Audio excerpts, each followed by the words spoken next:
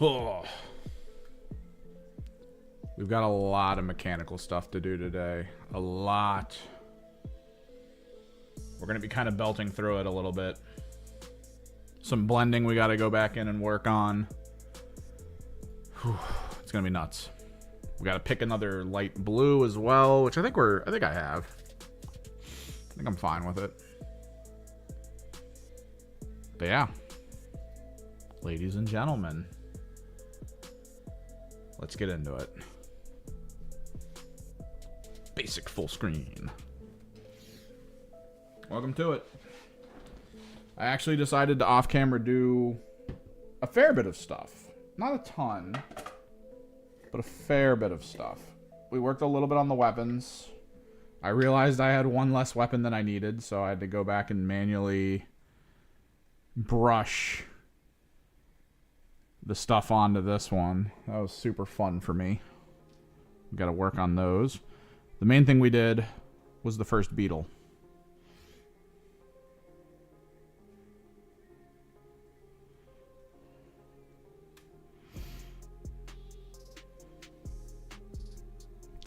There's some details I want to get back into, though, because there's like a lot of chipping that I want to change over to the brown walnutty look. Like it's kind of the Under Armour coming through like a almost ceramic surface. So yeah, we've got a lot of things to do. What I think I want to do today is we're going to belt through every single robot, right? We're going to preempt all of their armor plates with the light blue to get them ready to be worked up to the white. I think that's the play. So we got all these little guys who need their armor plates done. We got one more beetle, and then we got the leader. So we're just going to get into it.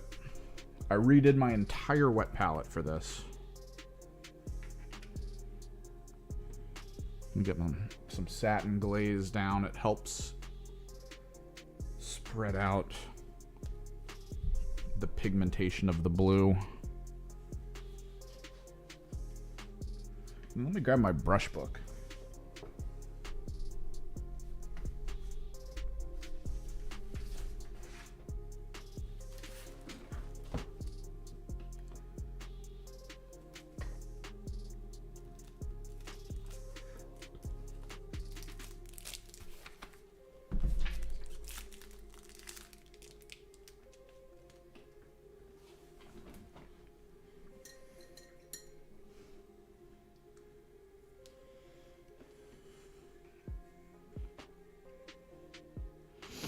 Let's just get into it.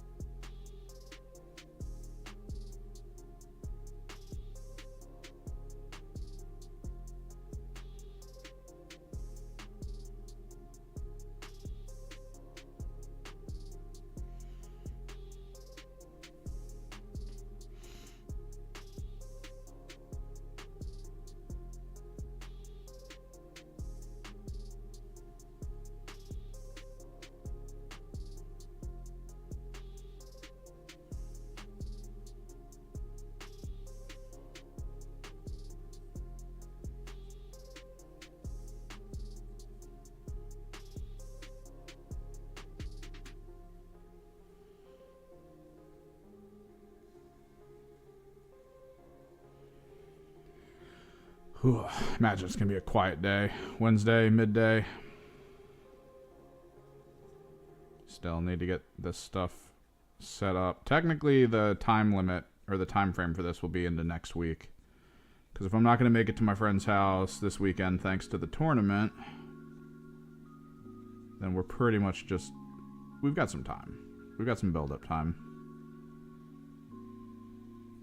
We're not expecting the rules for the Raptors to drop till like the end of this month or January, so my Raptor paint job's not really super intrinsically needed to be finished. We'll have the Morghast Demon Princes coming in soon. That'll be good. Be a fun project to work on.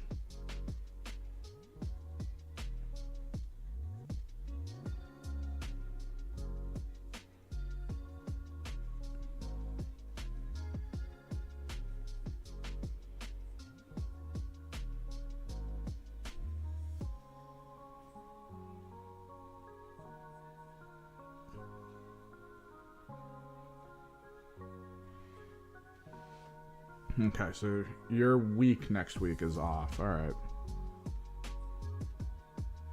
I'll have to figure that out because parents are still in the area. There's still a lot going on holiday-wise. You still have the monitors, right, that I left over there, so I can just bring a computer over at this point. Because I know I left the other computer, but I might just think of recycling that computer. I don't know.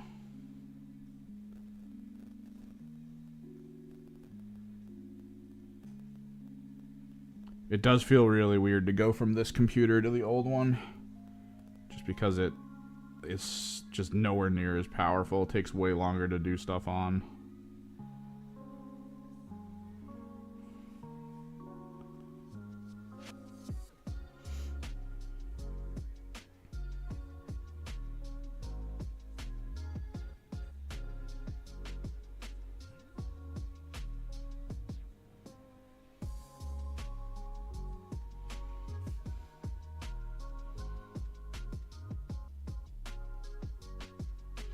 Because I know the New Year's stuff I'm pretty much down for.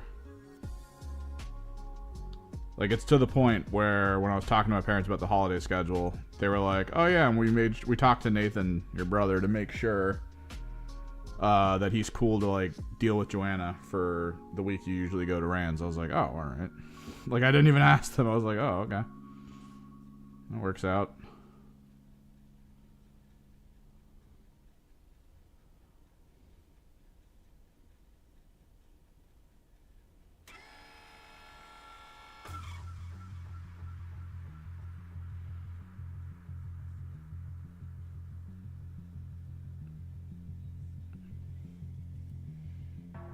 I am not done with the Raptors. This is a project for a buddy of mine that's a little more pressing than a team that doesn't have rules yet.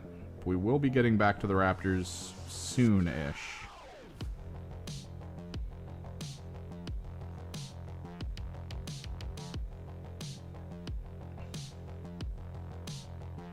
I'm not 100% on the paint scheme we chose for them. I'm trying to, like, find a thing about it that makes me feel okay with putting it together. We'll see.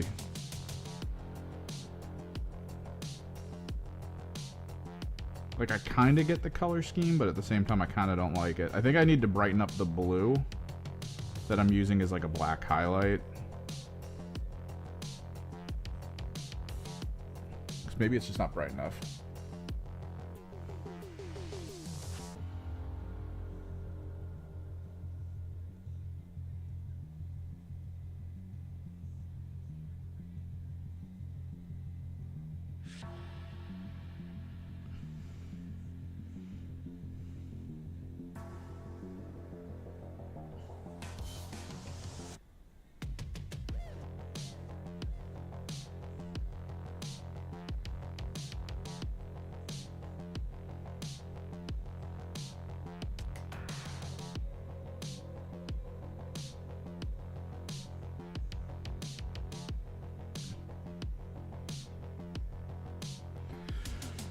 I've been thinking about the guides. I do want to do them. I had a script getting put together to go over all, like, the seasonal teams. The thing is, the in-depth team reviews, I gotta say, I got really disheartened when Season 3 came out. Not that, like, Season 3 is, like, bad. I actually really like where Season 3 is, right? Or rather, the 3rd edition. Not just Season 3. It's just, I started thinking about all the guides that I had already done that are out of date. And, like, it doesn't, I don't know. It's a lot of work for something that I feel like I need to, as a video, make private or put, like, a ton of things on it being like, hey, everyone, this is old info, right? Like, it's a little weird. So I've been looking around at, like, 40K channels and other channels and how they handle, like, hey, let's look at this type of stuff and go over it. I might need to make some adjustments. I do still think I want to do the everything video. I won't be doing it for the Season 1 teams because now those are technically non-competitive. You can still play them, but, like,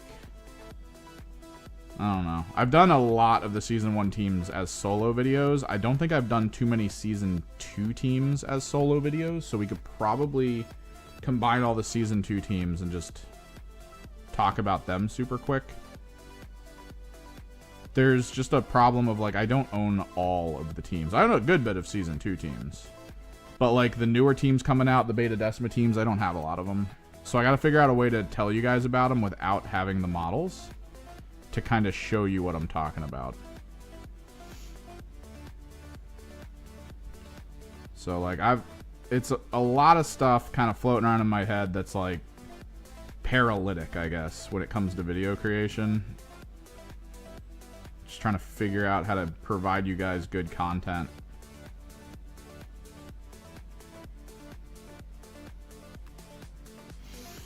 I personally would prefer to use, like, this time to talk to people about things, but I get that, like, it's not easy for people to be like, yo, there's that stream he did where he talked about chaos cults and he went into their details. Like, I get that that's probably not as good as making, like, an actual video talking about the teams. No, I don't want to use Tabletop Simulator. I don't know. It feels like it's just a personal preference. It feels cheap when I see it. When someone's like, here's me recording Tabletop Simulator.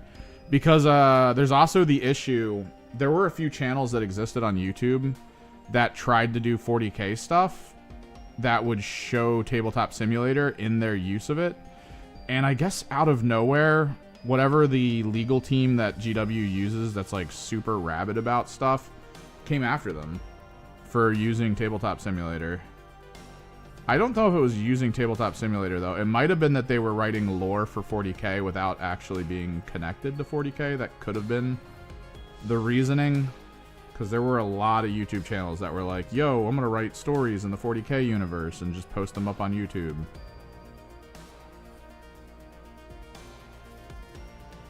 And recently Games Workshop was like, well, they're not sanctioned stories, so... Let's see. Yeah.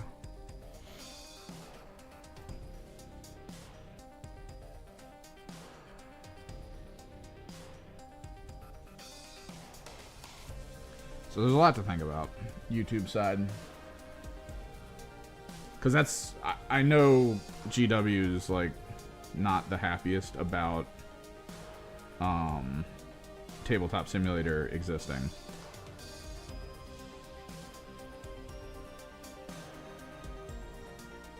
So there's a world where if I use it, I might be opening myself up for some backlash later on.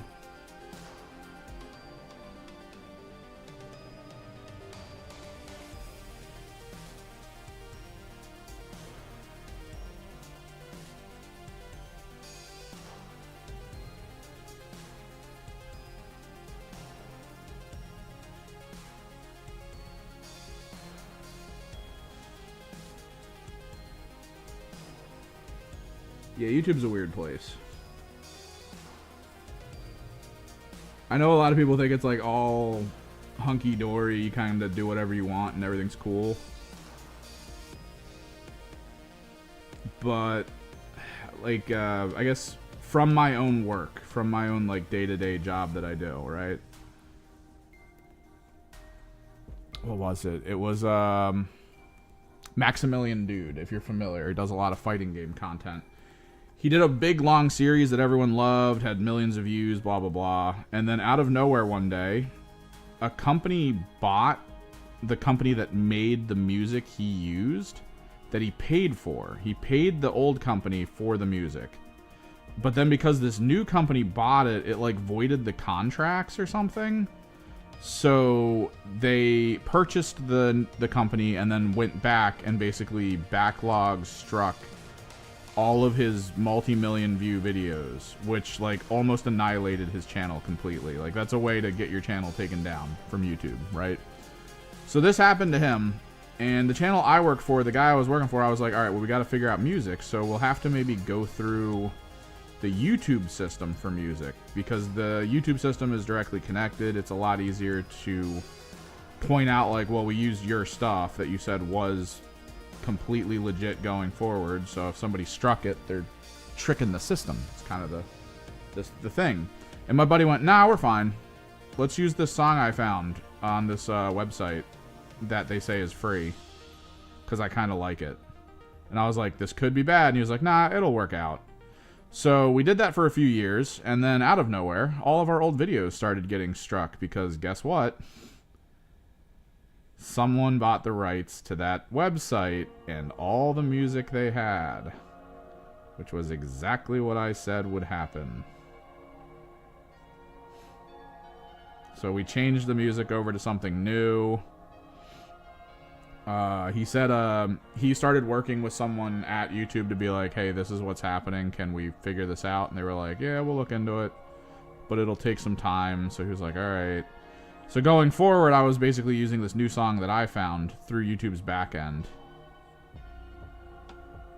And then after like months, he finally was like, oh, they cleared up the musical issue. You can use the old music again if you want. I was like, dude. Do you really want to go through this again? He was like, yeah, probably not. It's like, yeah, man. We gotta be smart about this crap.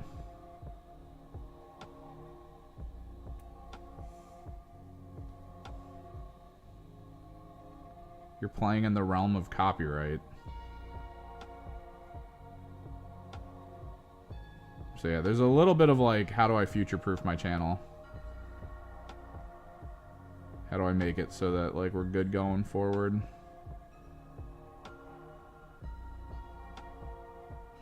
Because we are kind of on like the cusp of it. There's a legal precedent to like, well, you're showing people the rules for our game. You shouldn't be doing that. It's like, uh-oh. Now you're using the models that we make in your production. I mean, you don't own the rights to the media of those models. Uh-oh. A lot to worry about. I'm just trying to figure it out myself.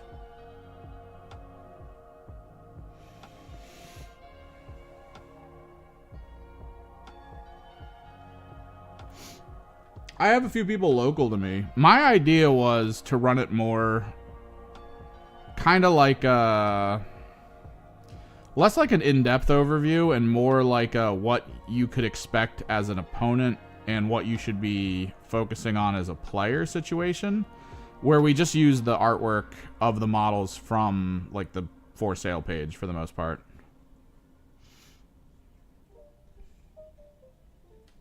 That was kind of the idea I was starting to lean into, where we treat it more like a hologram situation, right? Where I'm on the bridge of my ship and we're talking about like teams, and like I pull up a sort of a kind of a pseudo map, like a competitive map, not in 3D, not like through Tabletop Simulator, but more like it's just a 2D representation of it.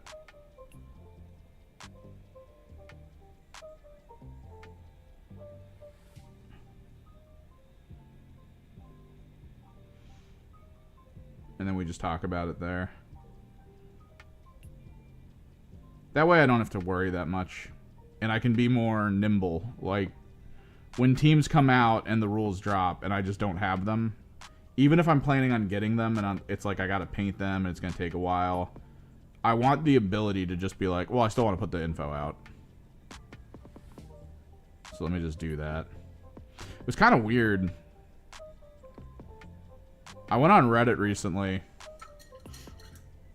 and I had a message from a really old post someone put up on the Kill Team subreddit pointing out my video as a thing you should go to learn about vision and obscuring rules and stuff. And I was like, oh, someone commented on that. That's crazy. And then I went to it and the person was like, this guy didn't even talk about vision. And I was like, what? So I double checked. I literally watched my own video that I posted forever ago where I do actually clearly talk about how vision works. But for some reason, this person was like very adamant that I don't say anything about vision. So like, I don't know what happened there.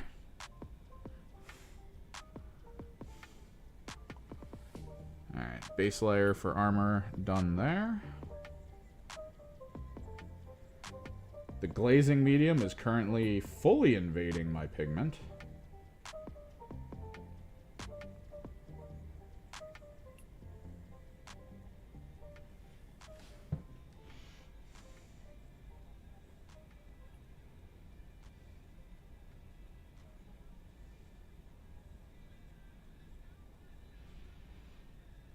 That kind of got me, though, because I was sitting around in my room being like, how did the person not understand that I was talking about vision? So you're just sitting there staring at a wall for like a couple hours like, what did I say? Is it a translation thing?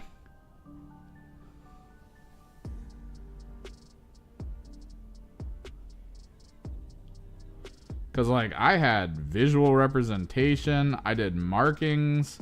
I tried to apply it in 3D space. Like, I went nuts. And this person was like, this guy didn't talk about vision.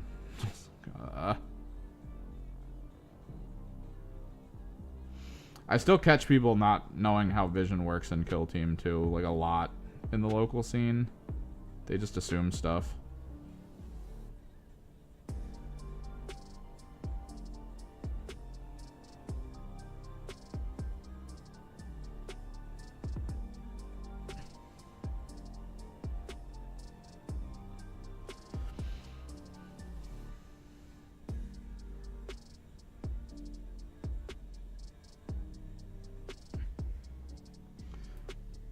Like, there's still a rule that gets me a little bit, and it's kind of a stealth rule. The Mandrakes have it. The Brood Brothers have it, and it's you can do a move as so long as you're not a valid target on the other end of it. And I don't quite know exactly what, like, the question is whether or not, is it a valid target in general, or is it a valid target following the rules of valid target check? Because valid target check is easy enough. Everyone can do it. Even when they're in conceal, there's still like a running valid target check.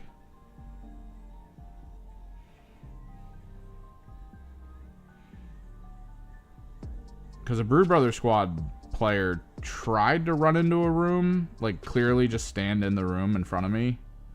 And I was like, well, he's a valid target, even if I can't shoot him or do anything. It's just one of those weirdly written GW rules.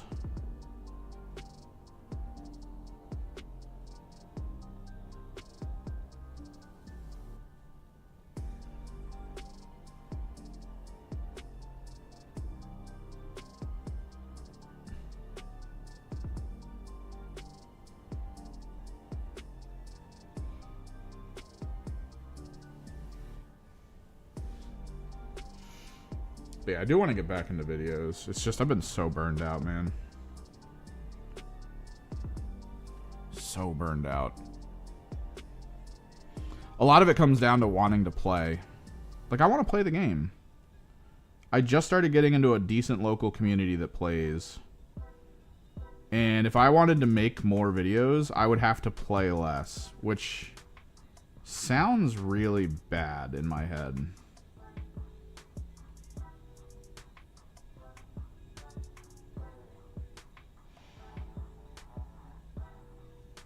Alternatively, I can figure out a way to make my videos faster and cheaper with less effort.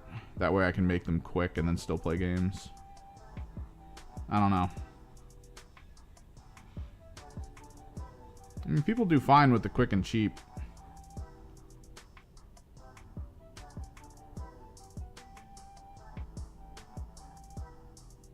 I love watching Glacial Geek do his thing. Although, I don't know, does he put lots of videos out? He became a representative for Army Painter. And then he kind of vanished.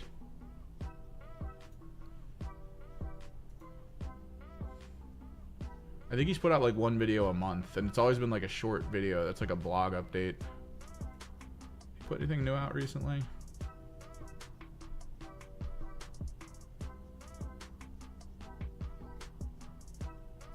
Oh, it looks like he did. Videos. 4 days, 11 days, 2 weeks, a month. Yeah, it's not bad. Paint scheme. Little vlog post about how he did at a tournament.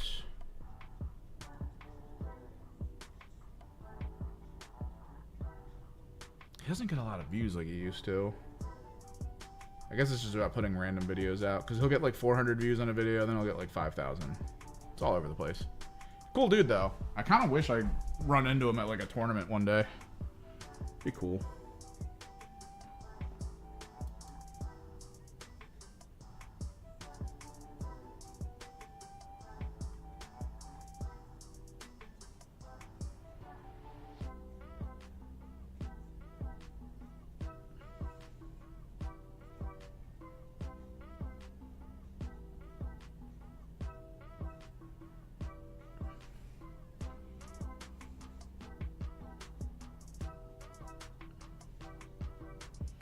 But his content was kind of easy.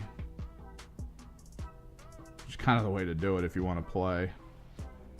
Basically just had a camera, a GoPro on his head, and he would just record games from a POV perspective.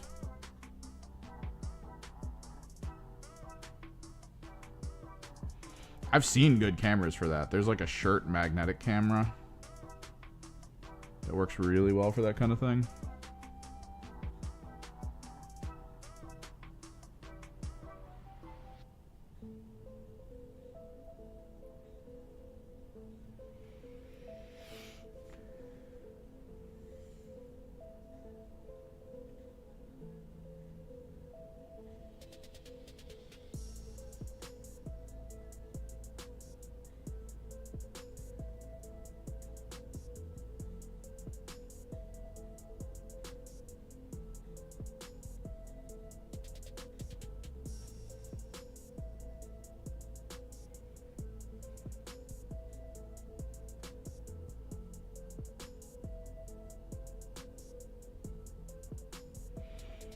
If I had enough battery banks, I could probably do like that kind of a camera, possibly sync it to my phone and then stream from tournaments.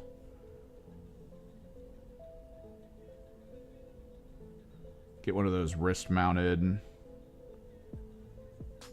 phone things so I could have my phone connected to the stream itself so I could change scenes as I go.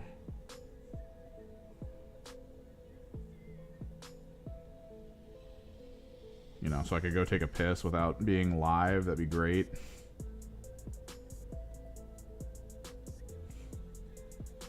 Not gonna catch me out here, Dr. Disrespecting.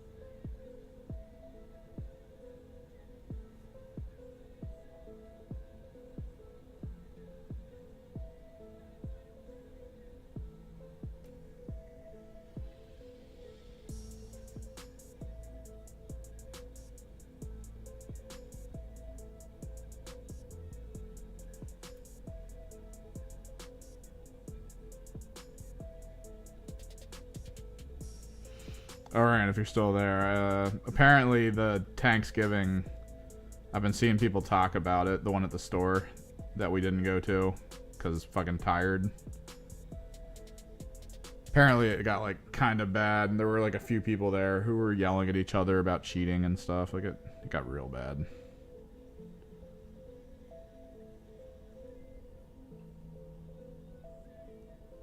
And it was people who like don't commonly go to that store for anything. Like they just kind of show up for events once in a while. The problem was there were a bunch of new people there too who basically got to go to the store to this event. They were all excited, and then they just got to watch like the shittiest aspect of the game just unfold in front of them.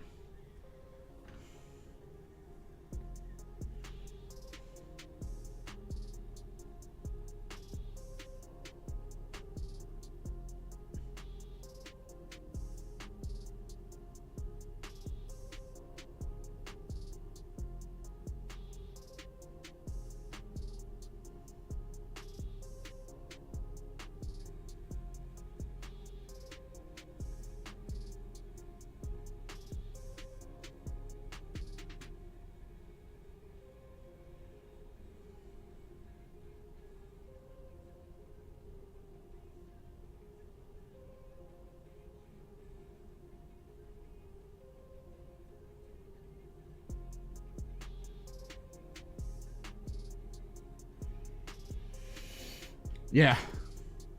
It got bad, apparently. Like, I think someone negated some damage that they weren't supposed to, or, like, they just claimed it was there and it's not a rule on the vehicle they had.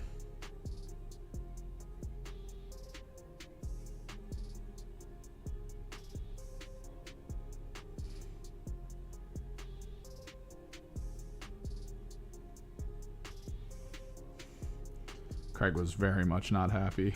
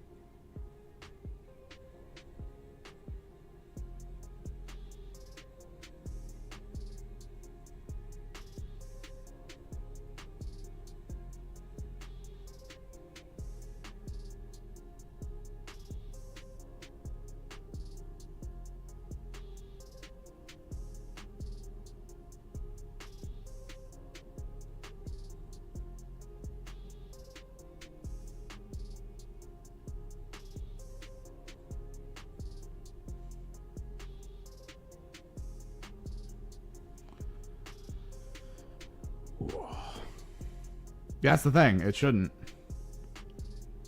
That's like why it's the worst part, because it's like the only reason it matters is individual ego. That's it. It's just a level of individual ego of wanting to be the winner. Kind of like main character syndrome.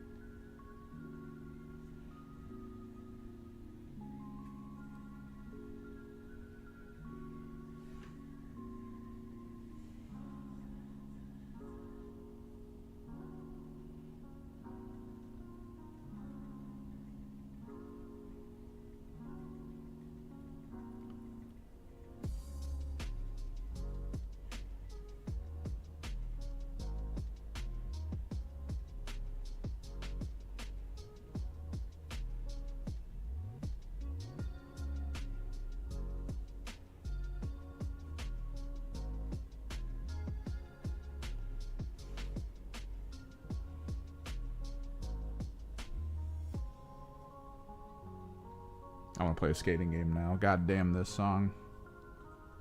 I don't want to play the new skate game though.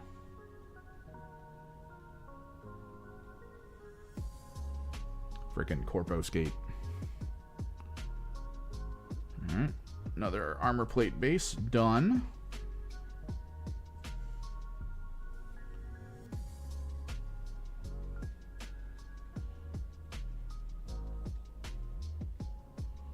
Well, if you're off next week, I might not be able to do the whole week. I can always just pop over. Because I guess it also comes down to what the hell Max and everyone's doing. Because otherwise I'd just be like, here I am, and it'd just be you and me. Chilling. If you got a 2K list, maybe we could run a 2K game. Front to back, full day. Go over all the elements. Make sure we got everything down.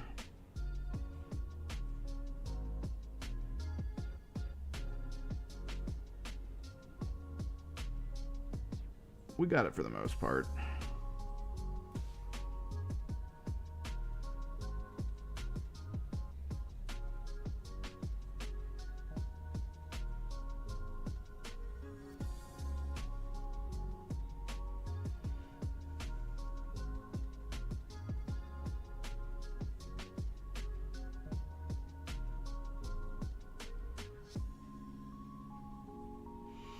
I'm still sitting here like, I kind of want to get a Thousand Suns list together, or I just kind of want to convert over to my Emperor's Children Carnival list and do my Carnival list.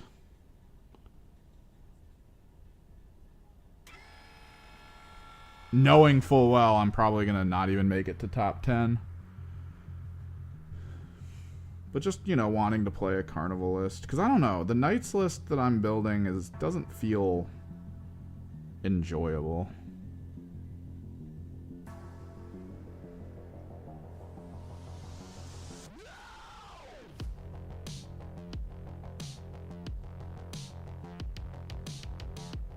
Whereas Clapback Carnival could be kind of fun.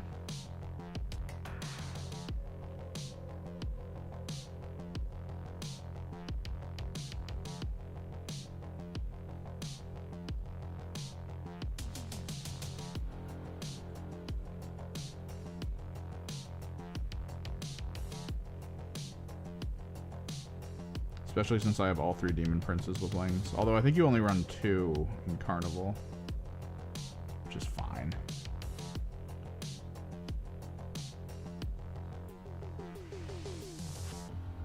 Okay, I should run 3 and just not take Fulgrim. But I really want to take Fulgrim. I want to put Fulgrim in the best possible situation for Fulgrim to exist.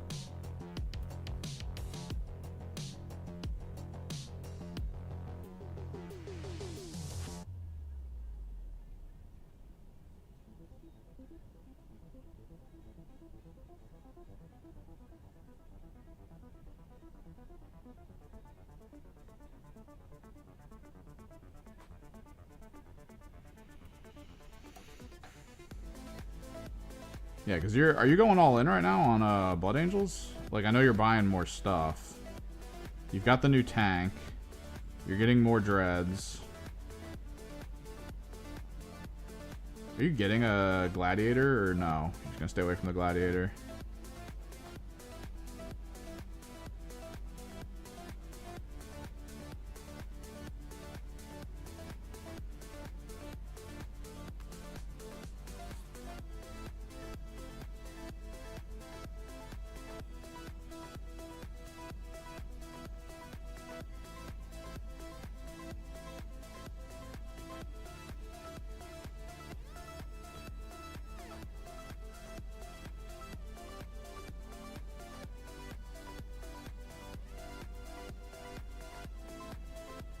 I know gladiators are huge, but I feel like your army doesn't need it necessarily. You do have a lot of punch power on the front line. So long as you have stuff to stand on the back line, you're good. Or the mid line, rather.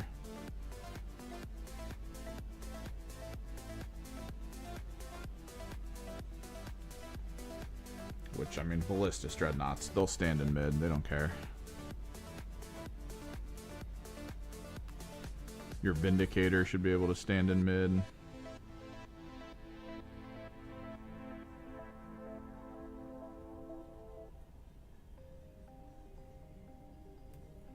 Oh, so you are getting the Glad. Gladiator's a good option. I have not enjoyed getting attacked by gladiators very often.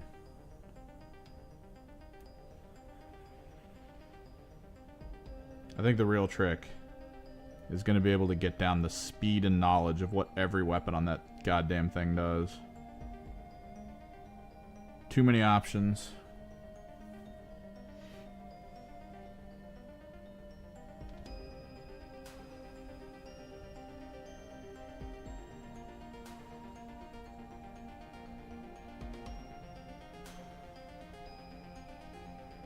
Yeah.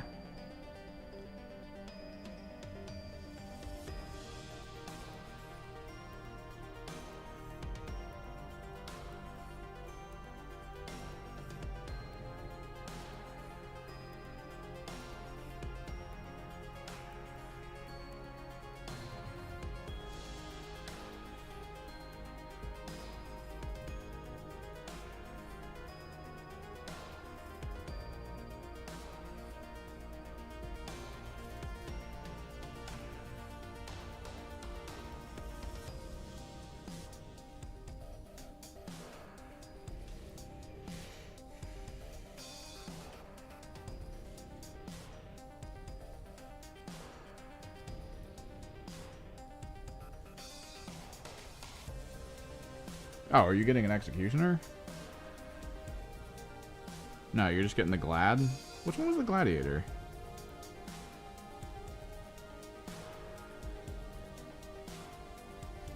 Was the Gladiator the one with the main las gun, or was that the Executioner?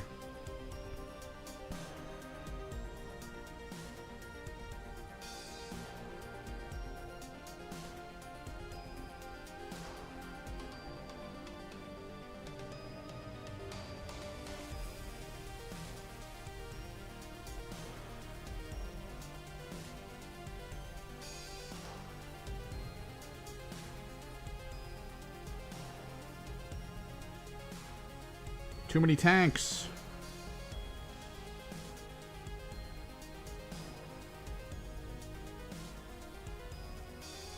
Space Marines have rapidly sprinted towards as many tanks as the Astra Militarum has.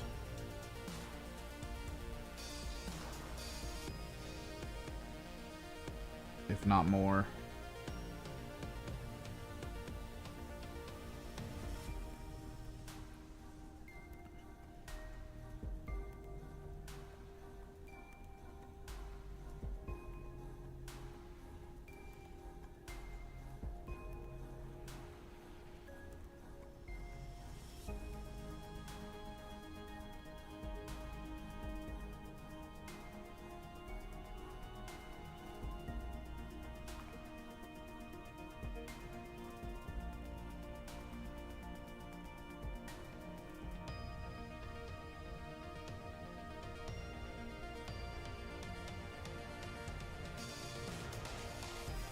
Yeah, the Gladiator had the railgun. Executioner didn't. I think the Gladiator's the one everyone wants to use. I always feel like every time I get shot at by it, though, they're like, bolter array, Icarus rocket pods, and I'm just like, God damn it, bro. I just want to go to the next phase, please. Holding me hostage.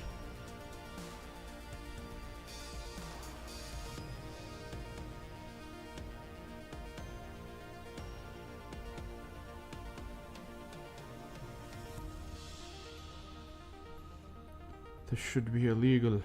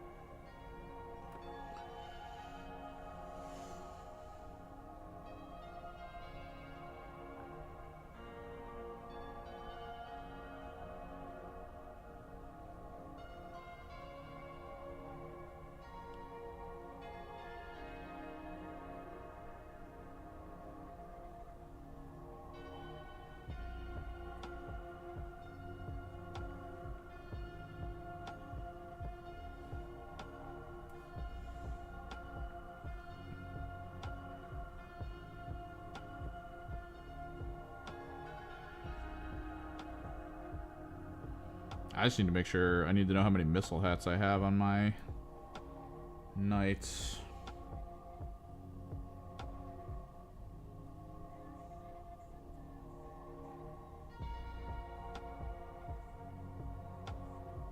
I think it's 5? Should be 5.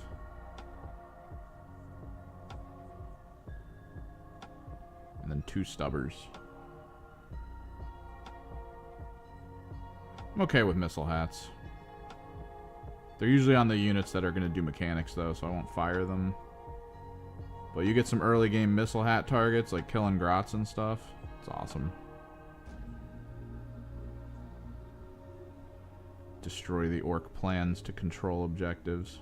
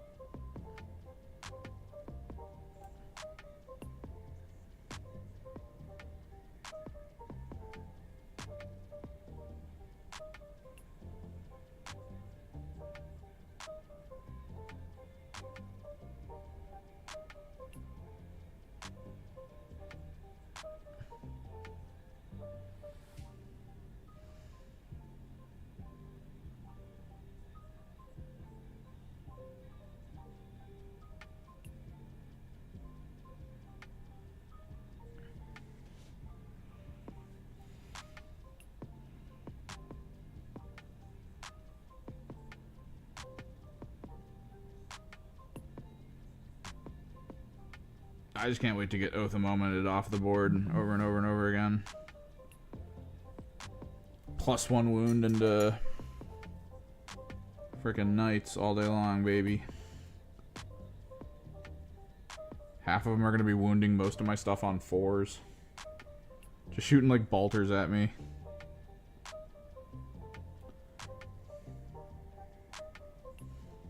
It's going to be great.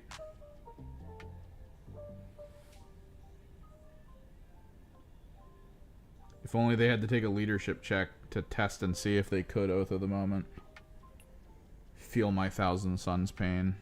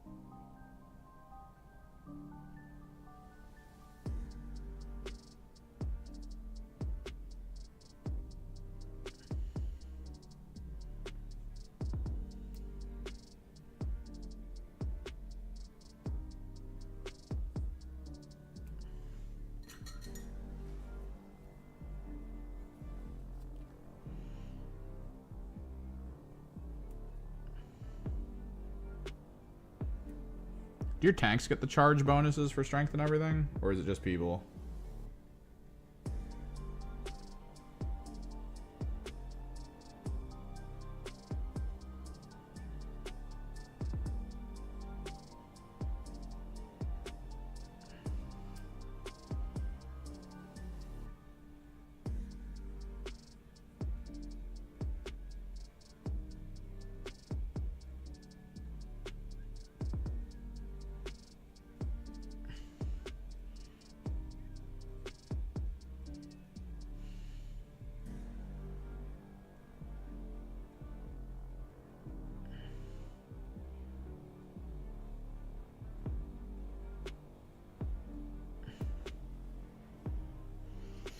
That's not bad.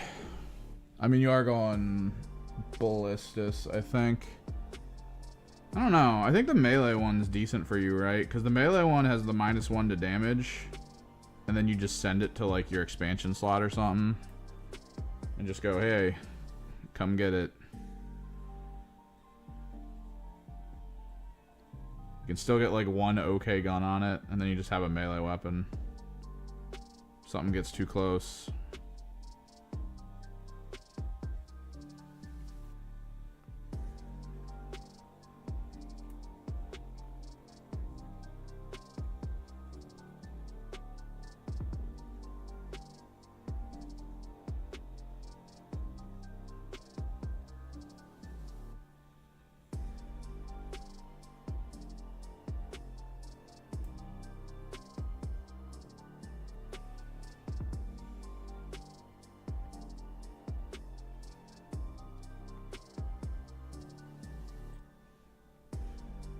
Yeah, but can't you, isn't there a heavy flamer in the fist?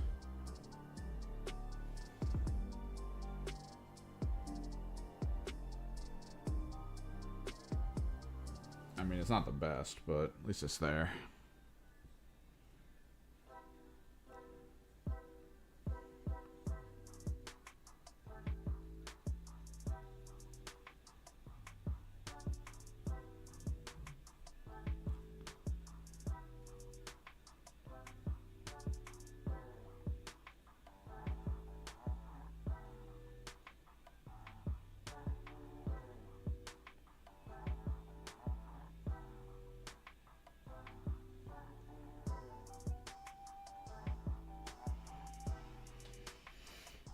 Oh.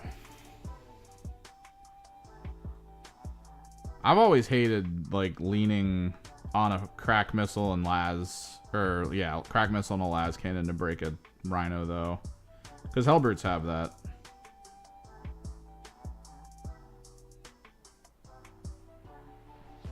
And I've done that so many times where I'll do, like, the Ballistus loadout for a Hellbrute. And I'll expect good things, and then I never... Like, it never does anything. It's why I built them to be, like, reactionary charging. Because at least if you'd go double melee, you get, like, a good bit of attacks. And they are spec'd to kill, like, Space Marines and stuff, which is pretty cool.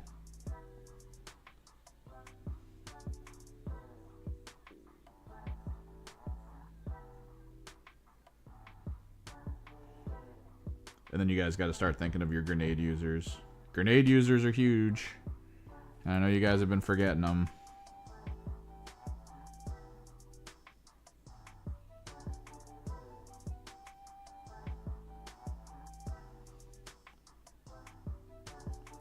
Granted, again, there, I feel like I've spent maybe 10 command points in total on grenades my entire time in 10th, and I've done a total of like 4 wounds. It's not great.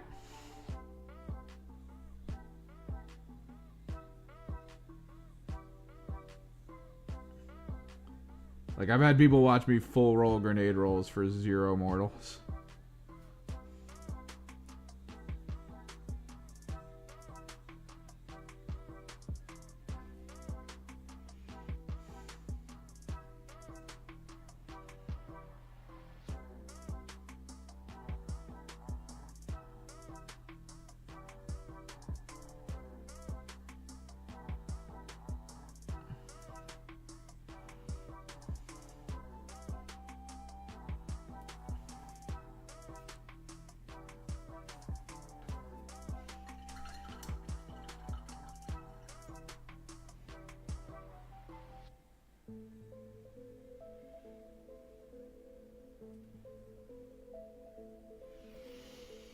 Well, partner having good position depends on, I guess, your partner. If it's my Thousand Sons, I'll be okay in midfield with grenades, but if it's my Emperor's Children, I'm like right up on people.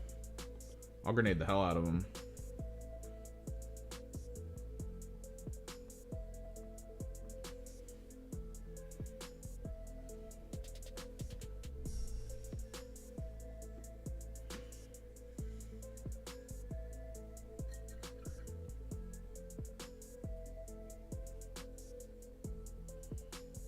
I feel like I am overdosing though on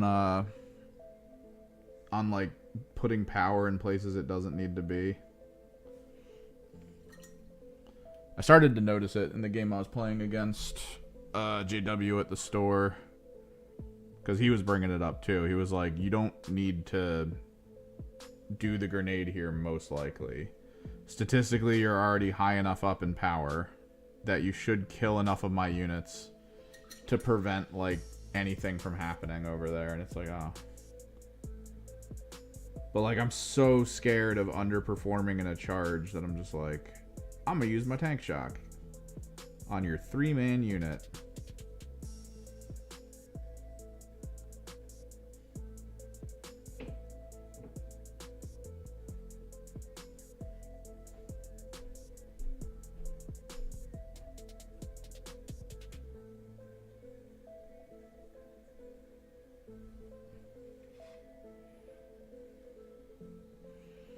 No, yeah, grenades are big if you have an up amount of command points, which when we 2v2, there's a good abundance of command points to play with.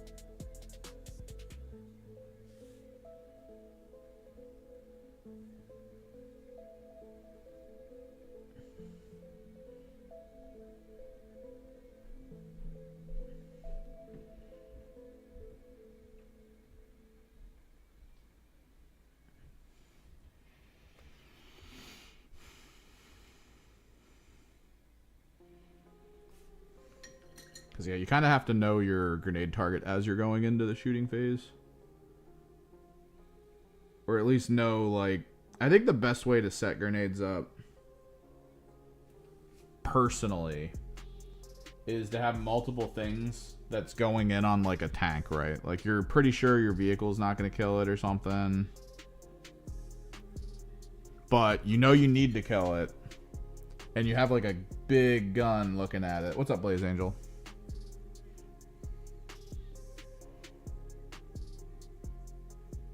But then if the big gun fails, that's where you spend your command point for the grenade to try to give you at least a little bit more of an edge or something. I don't know.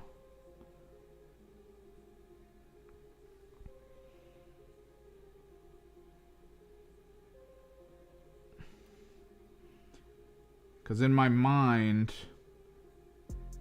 every command point you save is another command point for a clutch moment.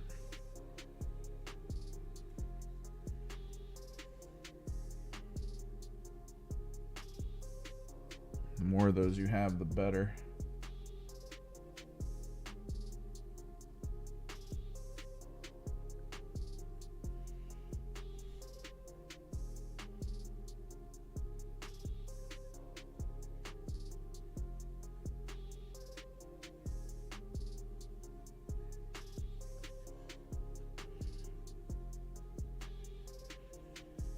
Because it's like, in Mind vs. Children, I would get vision on, let's say, like a knight that I need to kill for whatever reason. I would get into sight of them with like a squad of noise marines, and then I would get within sight of them with a squad of infractors who's going to go in the aftermath. I would shoot with the noise marines. And if I didn't like the results, that's when the grenade kicks in. Or if I think, oh, if I just grenade it and kill it here, and then I'm in a pretty safe place with most of my stuff, then I'd be pretty good.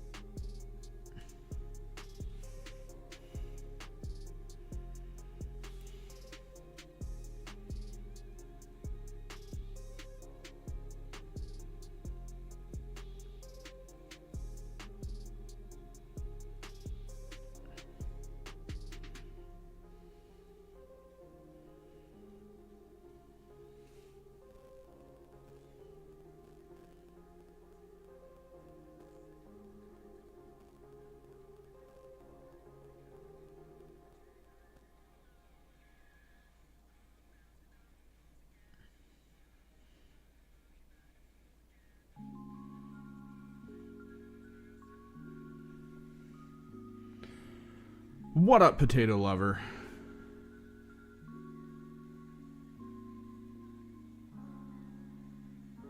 It's layer paint day.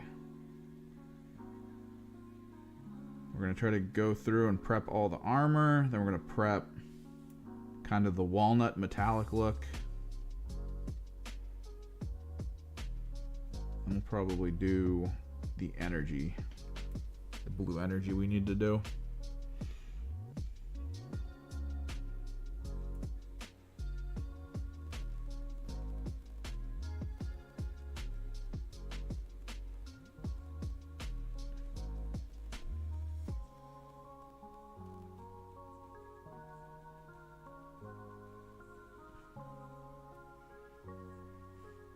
No, yeah, they're pretty fun.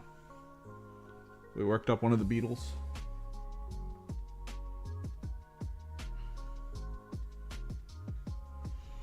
We got a little bit to go back to and work on the ones that are already like kind of started to a level where I'm like, oh, this is a good base. But there's stuff I still need to kind of do with them.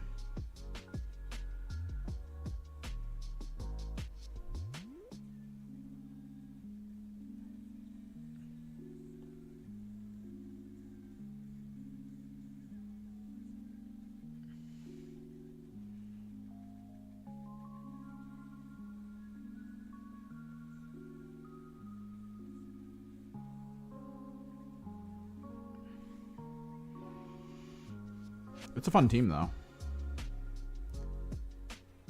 It's a fun way to explore this paint scheme that I've had kind of stuck in my head for a while.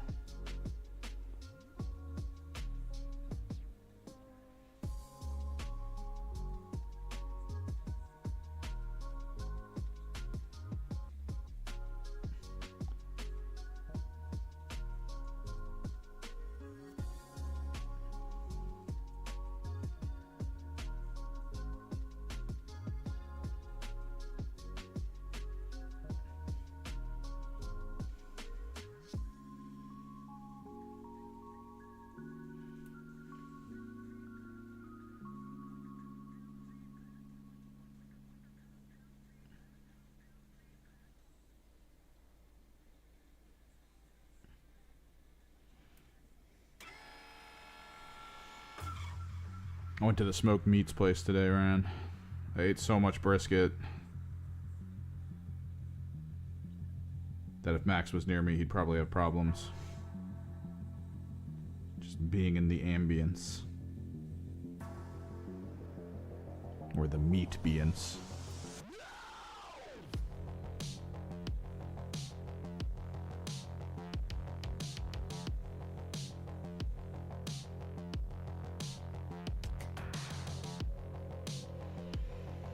Too close to the meat kryptonite.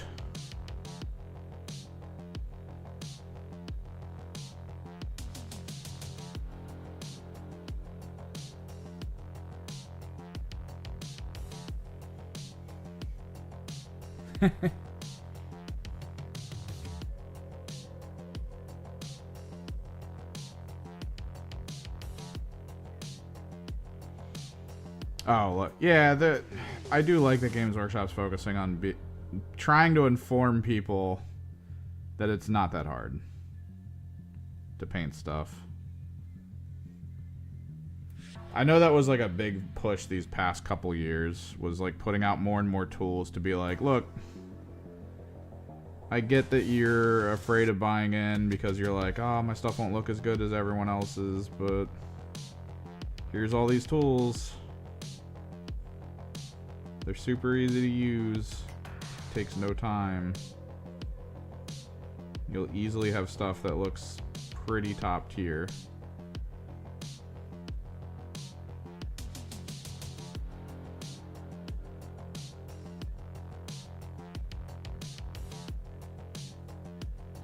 Anything to alleviate the nerd envy.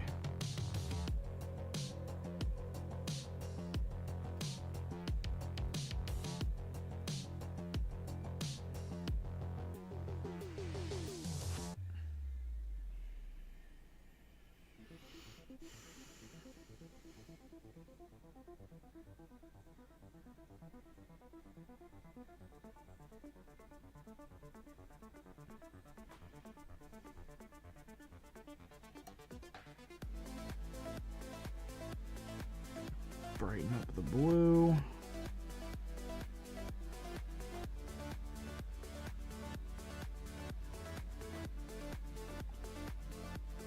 This is the last of the macrosites for the base armor color. Which means we get to go in on the other beetle. And we finally get to touch up the other leader.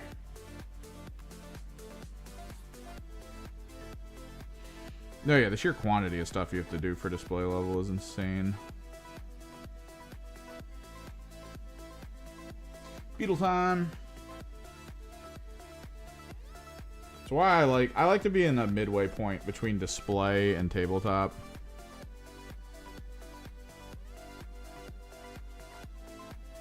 Like, I know I'm not putting in display level effort, but at the same time,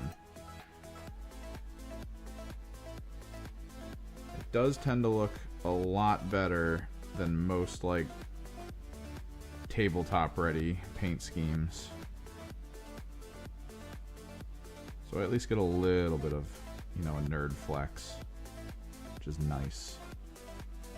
It's a nice.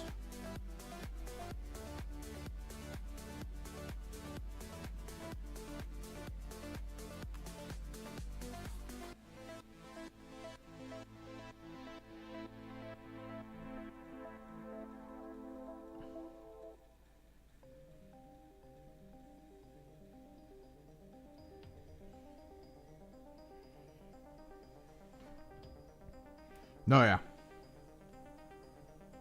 And how you have to like custom mix every panel.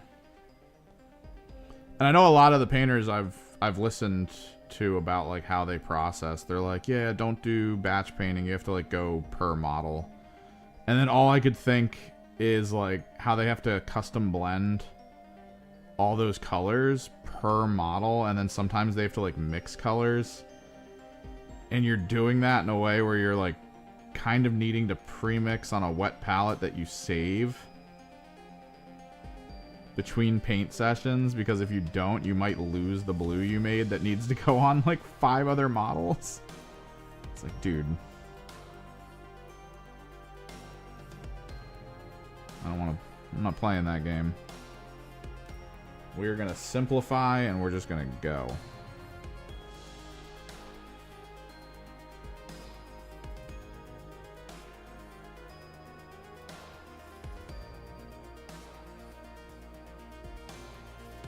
Yeah, wet blending's good. I would say that makeup brush blending's not that bad.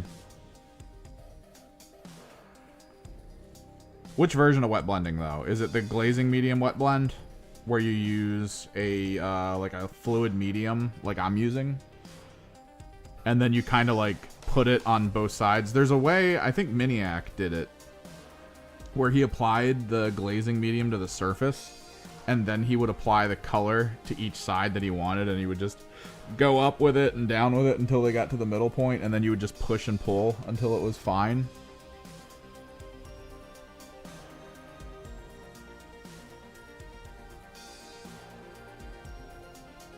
That was a cool technique. I've used that like twice. It's pretty neat. Just to preempt the surface with the medium.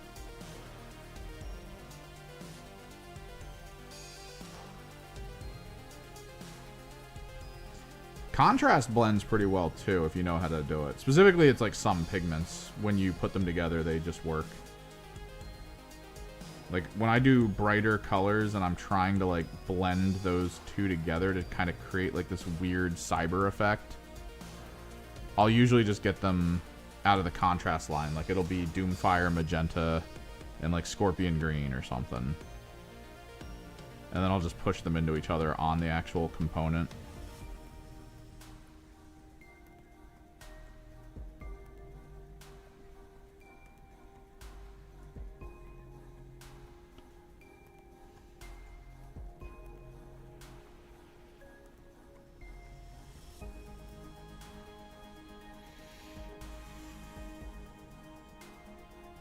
Yeah. So there's that. There's the wet on wet that way, but then the Miniac way kind of ensures that it stays wet long enough. That's kind of the key goal and function of his system. Where I would have like a cup of like this. So a satin glazing medium. I'd have a cup of it, and I'd be like, all right, I want to wet blend this panel. So I would just coat this panel in the medium, like a thin coat of the medium, and then I would just have the colors that I would pull in and be like, all right, let me color here, get the other color down here, and then I would just pull them in the middle. And the fact that the medium is on the surface keeps it from drying for like a lot longer than normal. So you can play with it more.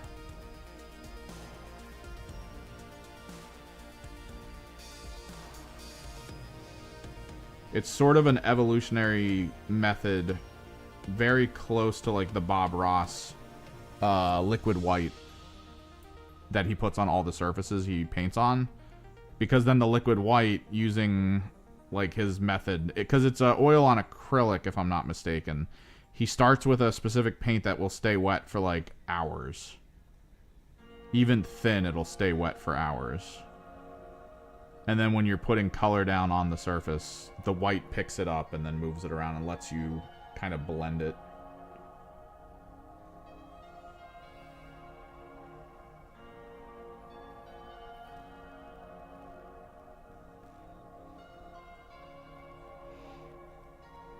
I'm telling you, man, Bob Ross has secretly invaded mini painting spaces and no one's talking about it. Like, his methodologies for his oil-based paintings is pretty much like the bog standard of what major painters in the mini space are teaching other mini painters. It's all the same theory.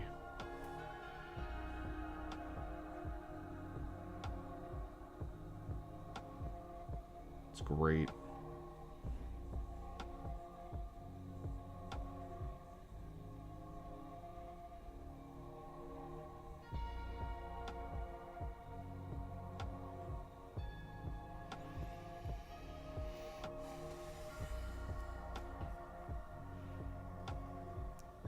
Yeah, it's oil-based. He does the oil-based stuff because oil takes forever to dry.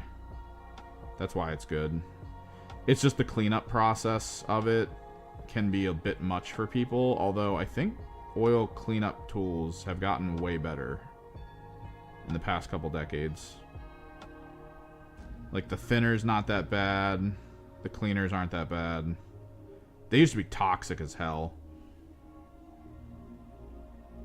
Like, you could open thinner in your house, and people on, like, the second floor would be like, dude, are you trying to kill us? Now it's just so easy to deal with.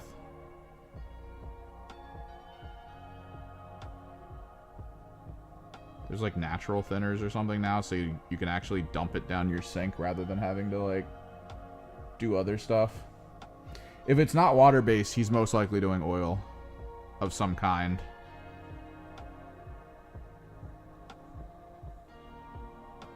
You said it was Opus paints?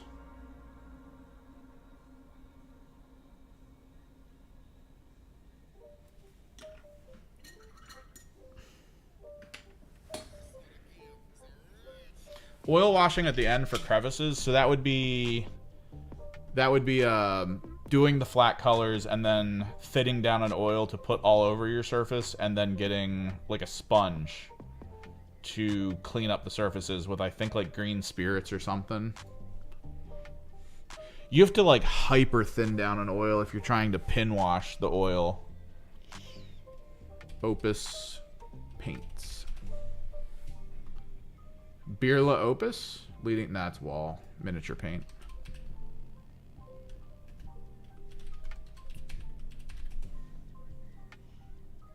Yeah, it's more of a grunge system because it does look really nice and it lets things look really grungy.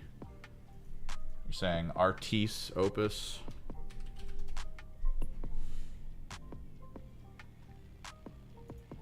Miniature paints.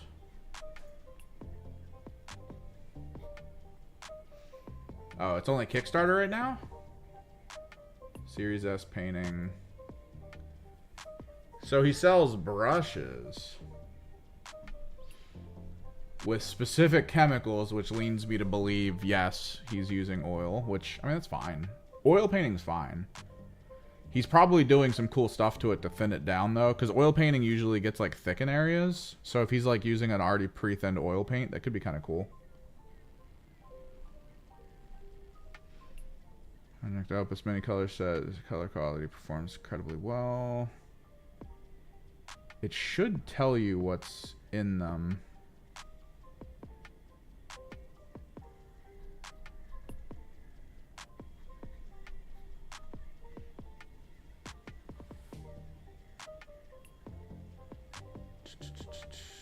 LTD founder.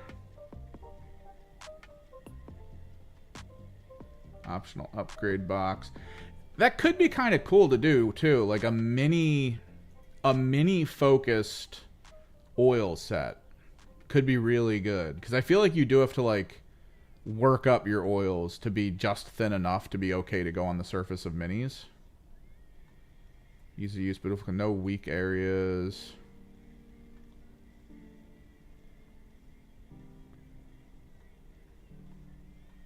Cult of paint. Alternatively, maybe he found a chemical that's really good.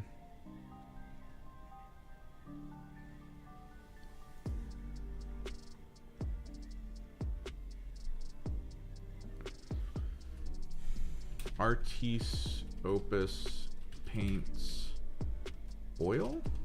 Question mark?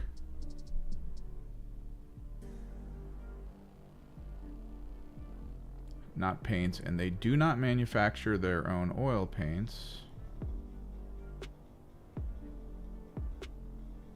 I don't know.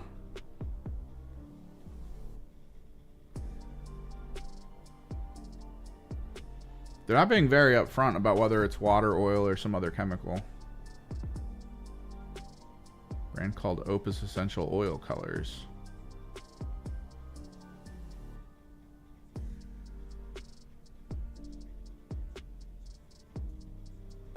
Interesting. I use cheap brushes. So currently I'm using brushes from a company called Nick Pro. And the reason I'm using them, because they got some nice big old dry brushes down to small. They got some liners, some flat. The reason I'm using them is because a Kill Team tournament I went to, the guy ordered one set of them for himself, and then supposedly the order messed up, and he got sent like 20 boxes. Because it's one of those like Temu things.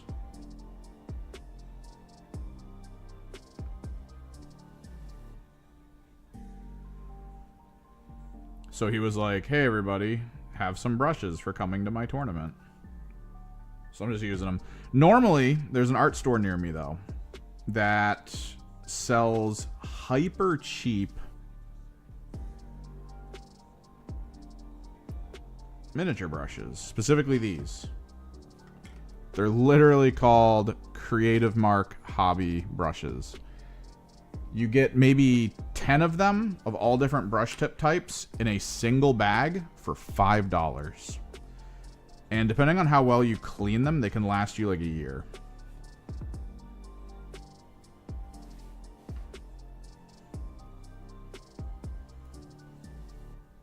So normally I use those.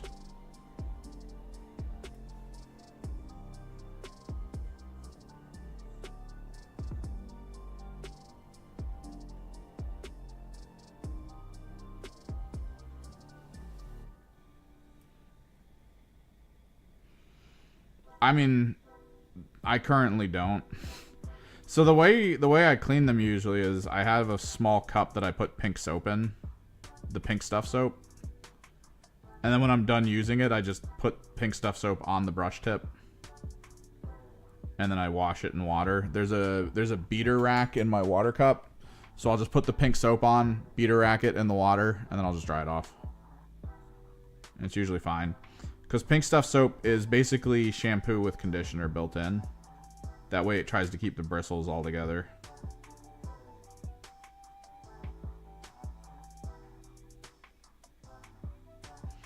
The reason I don't really like these brushes that much. They're kind of the standard with like the very small tips.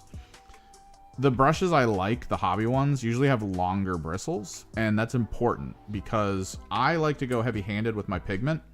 You'll notice that the bristles here are basically all pigment. That means the pigment's in here, which means it's kind of messing it up at this level too. So like, it's not good. They're not gonna last long. But I like using the longer bristle stuff because I go heavy on pigment, and if the bristles are longer, I don't have to worry about the pigment getting up into the actual neck of the brush.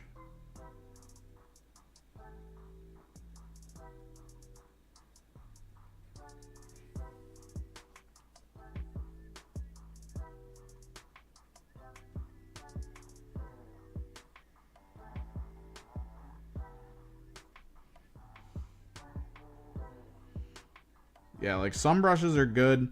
So a lot of brushes are synthetic for reasons. I mean, that's basically the cheap way to get a brush. The problem about it being synthetic is the tips are basically just polyester or whatever synthetic component they choose.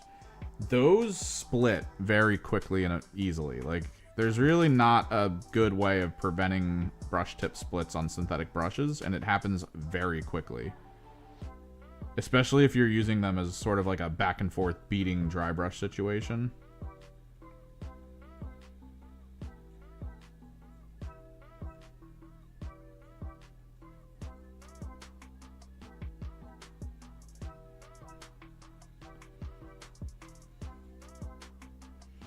Whereas like sable brushes and stuff are actual fur. It's more organic.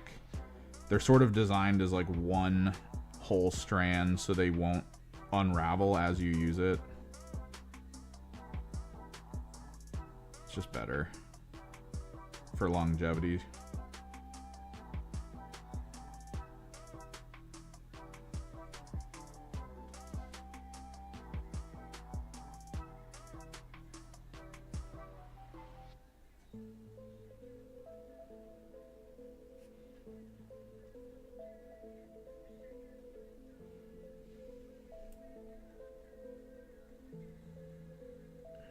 match this gun to the one I already painted.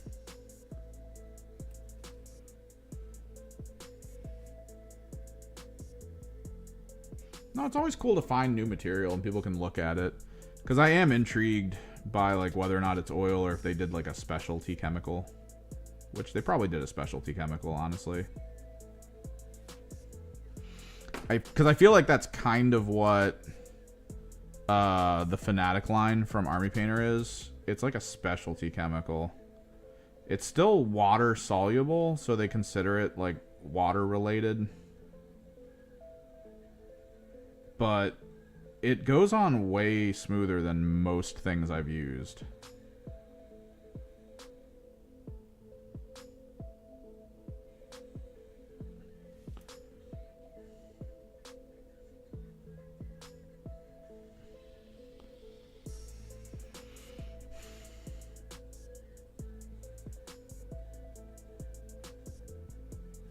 And then whatever Pro Acryl used makes it go on like flat and solid super easily. Like I haven't used a better white still than Pro Acryl white. If you're looking for like a single application white. Like that white can go one coat over black and be solid. And like not thick at all. Like that's the key. You can do like a pretty solid white in a lot of other places, but the paint gets really thick.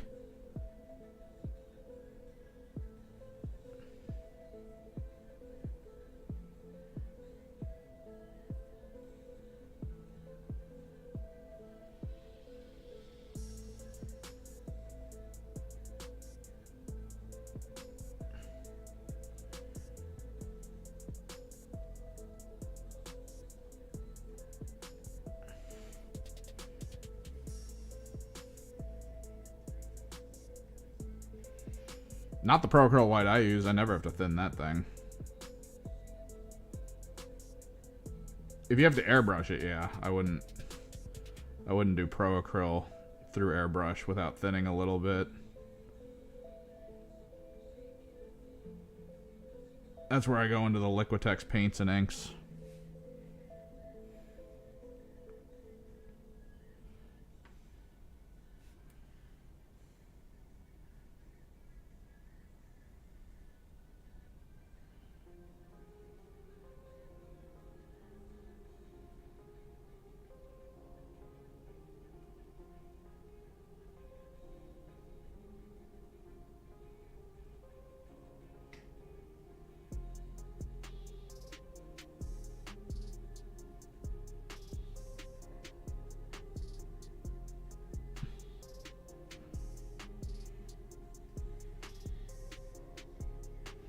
Vallejo's good. I'm all over the place. Like I'll use whatever. I'm all about multifaceted paint. Like I'm not that worried about needing to stick to one brand for any one thing.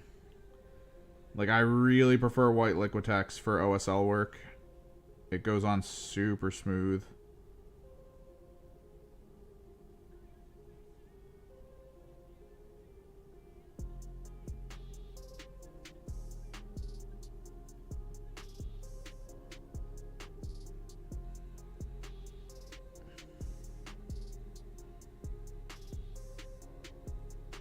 But like I'll use Liquitex, the high flow. We're using SoFlat right here. This is Liquitex's SoFlat line. Just because I kind of like the texture it gives.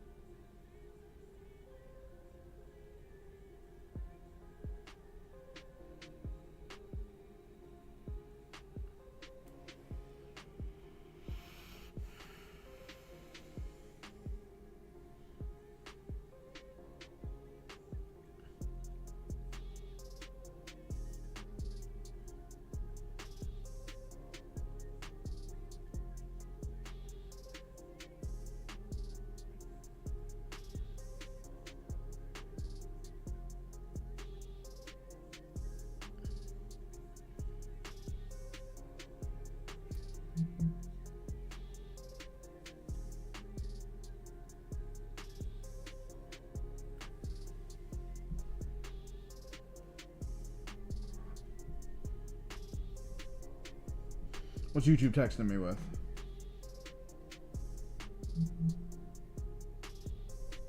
No.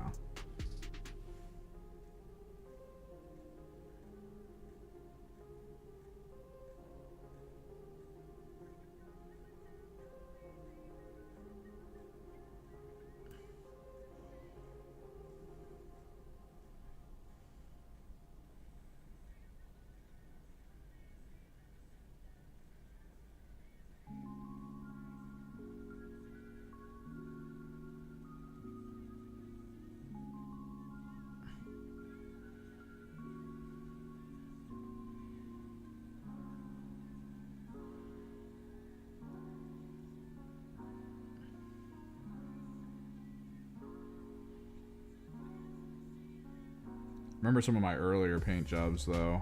I was trying to use gouache to see how that would work. That's a chalk-based paint. That was weird.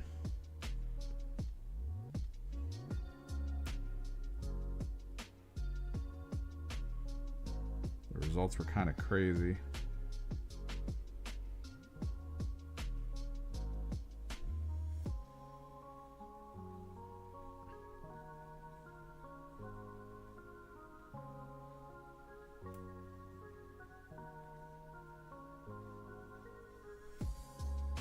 Yeah. Gouache, chalk-based. It's like a thicker pigment. You don't have to put on as many layers. It gets really opaque really quickly. But like you get texture out of it that's like crazy. It'd probably be cool to use on like larger terrain pieces or maybe even some tanks. Because imagine like painting a concrete wall and then when you're done there's like a texture of concrete on it.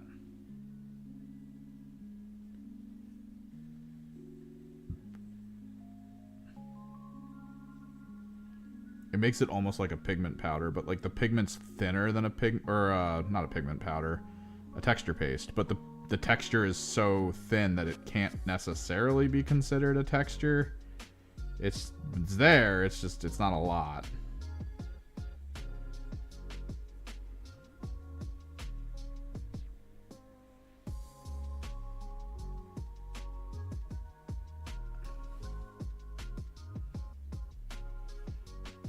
Beetleborg.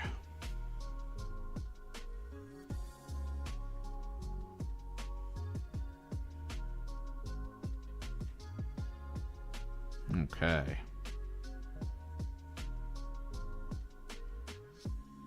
This is intriguing.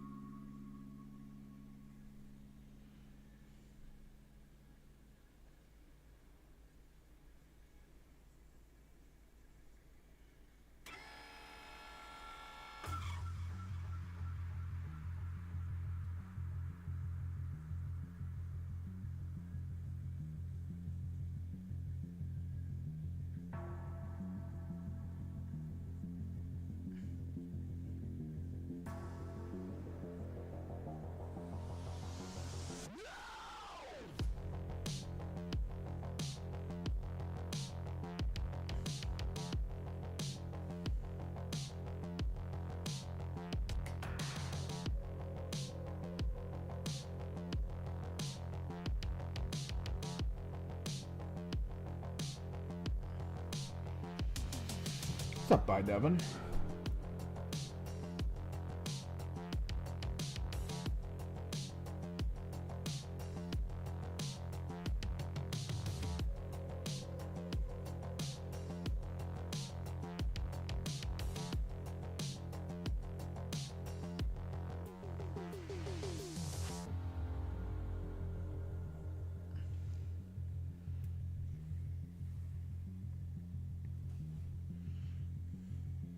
It's like midday, a little after midday. It's like, what, 2 o'clock around now? 3 o'clock, Jesus. The color or the thing that I'm painting? The color, if it's the bright one you're looking at, is Liquitex Fluorescent Chartreuse into Liquitex Fluorescent Green.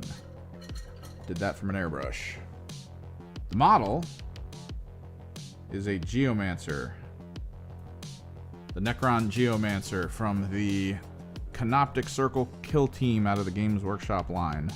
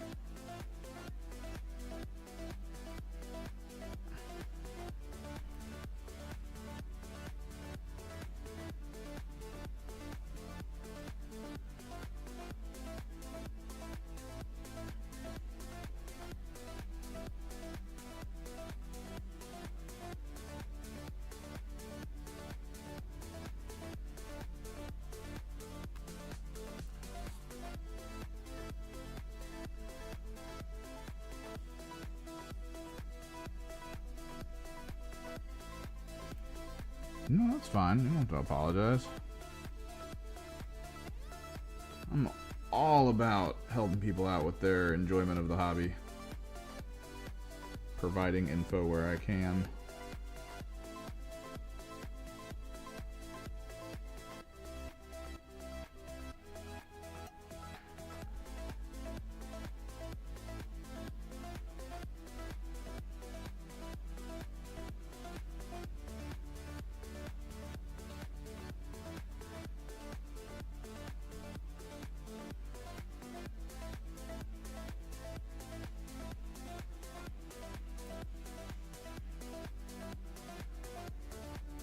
Yep, we're just working through the paint job. This is for a project for a buddy of mine.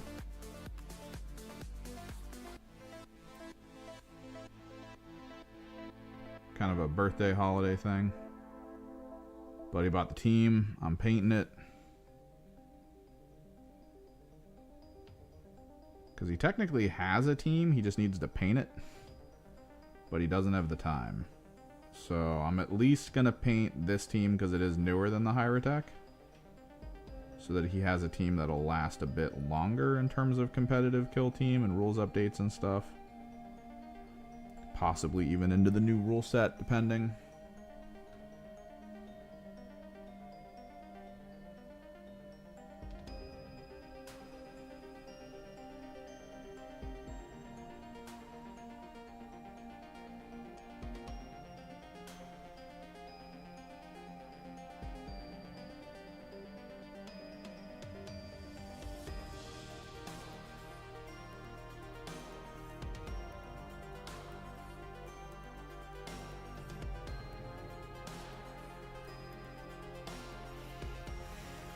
No, yeah, you can always just paint stuff. I got a Archeon over here that was really fun to paint. I do not play Slaves to Darkness in AOS.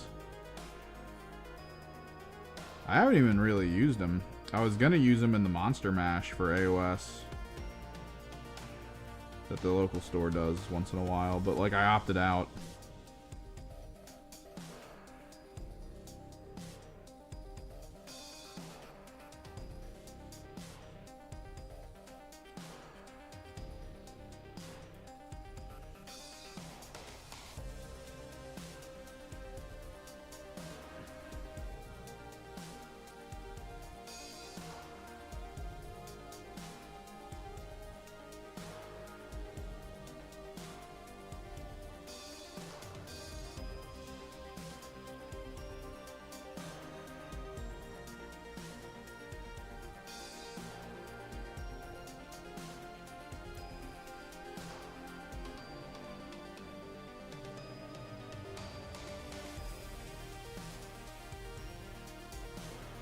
That is a key thing.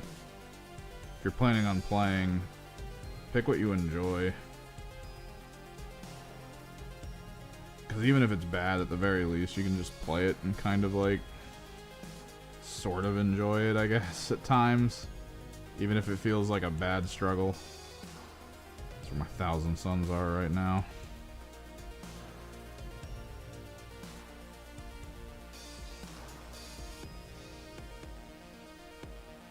And there's still play to them. They still have a shot at winning at times.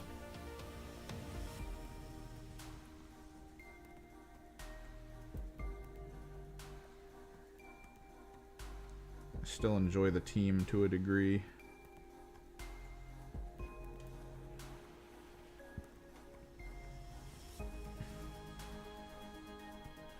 He's so spindly.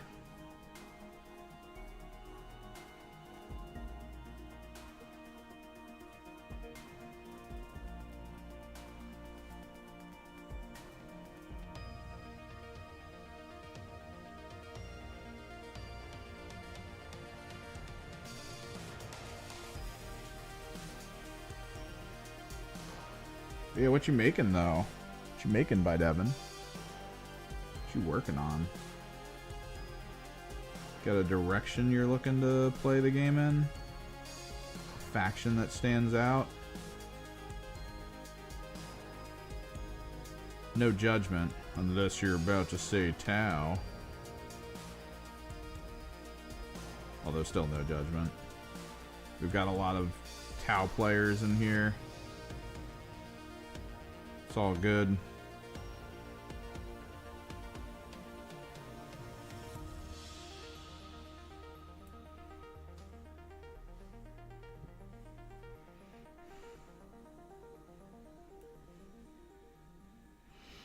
I wish I got to play more Tau locally. Tau and Votann. Man, I really wish we had a better spread of local players. We've got a couple good Nid players, so like that's cool.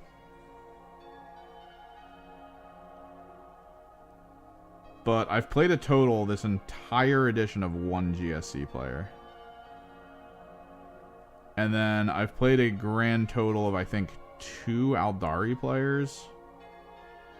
1 Tau player. I played 1 guy in Combat Patrol against Votann. So, like, I kind of don't count it. No, I'm East Coast. We are bulk Space Marines, man. Space Marines and Chaos. Of all varieties. Like a couple Knights players that I keep seeing over and over and over again. Nid players probably are like one of the better brackets for like things you'll run into.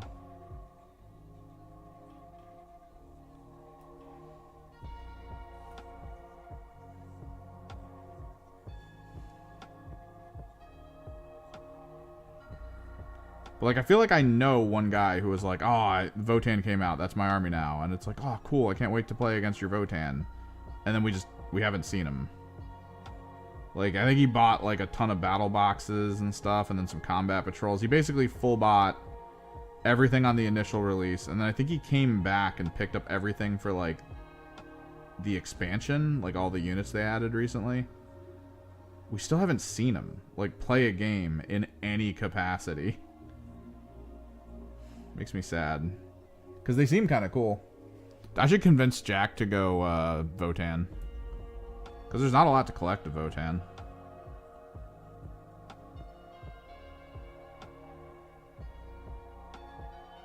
Alternatively, I'll sell Jack my Gene Stealer cults.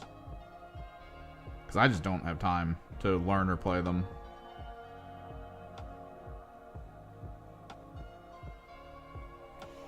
I really should have just focused in on the Chaos Demons Tzeentch list, because when the Tzeentch list came out, it was basically like, yo, we're pretty much GSC. And then all I would have needed to have done is purchase more Screamers, maybe 1 more squad of Pink Horrors, and then like 2 Soul Grinders, and I would have been done. Instead, I bought 2 trucks, Rock Grinder, 30 Neophytes. Frickin', I have full-scale Aberrants. I have 2 Abominants. I have 2 of every leader type, except the Primar or the Primus and the Patriarch. And then enough Flamer Acolytes. Like, I've got way too much stuff now for them, and I just never use it.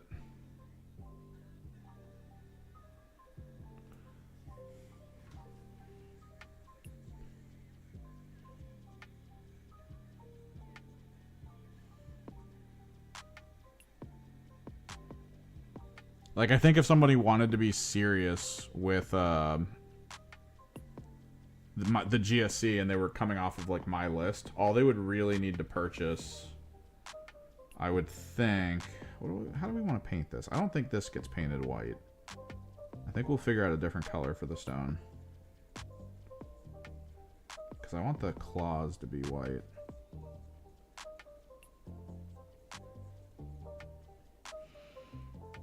I think, like, you need Atlan Jackals. And then the, like, heavy chainsaw wielding mutants. And then you're done. Like, with my collection, you'd be done baseline.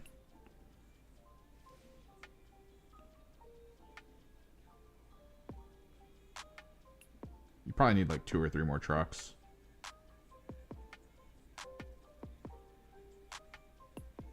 Which I will not be putting together. I'm not doing that. Trucks are insane. I hate putting them together.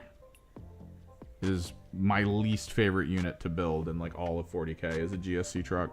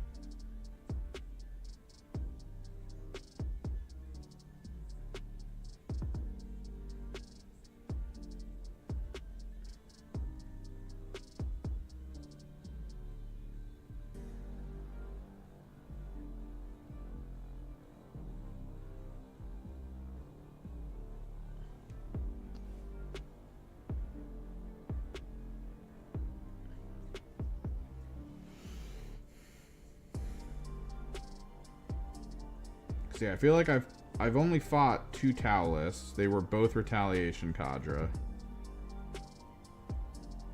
One was before the nerf, one was after the nerf.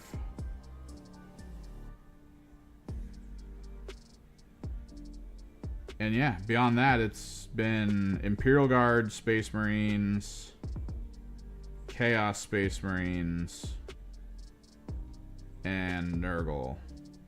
There was a guy who was starting to go EC, which, I mean, I was EC at the time too, so, like, it didn't really feel that interesting because I already knew all the rules. I knew the matchups. I knew how things worked. Didn't feel like that big of, like, a, ooh, this is different moment.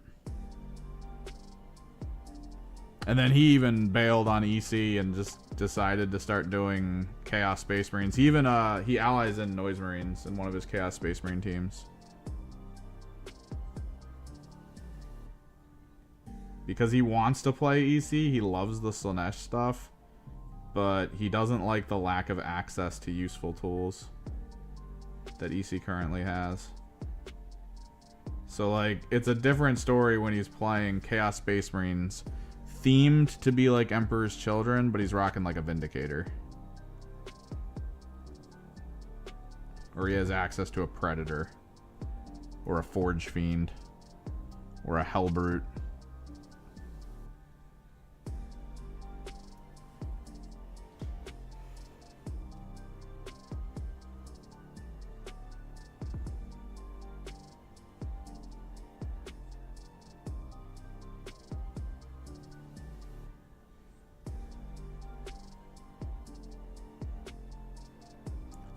Whole different world.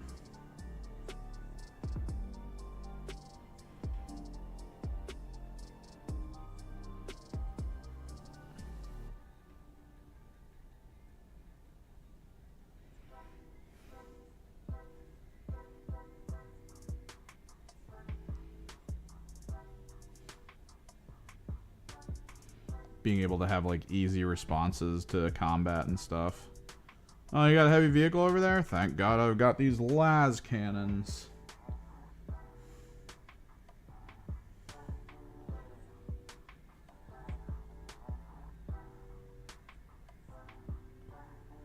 And you don't even lose that much speed.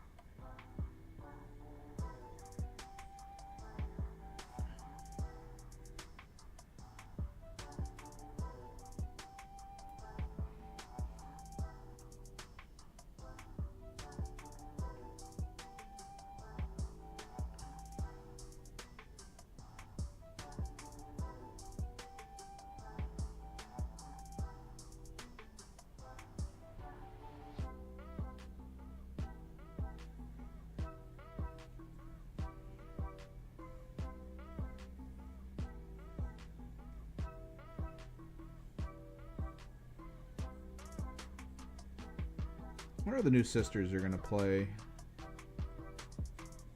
And the Adeptus Sororitas, the ones coming from the kill team.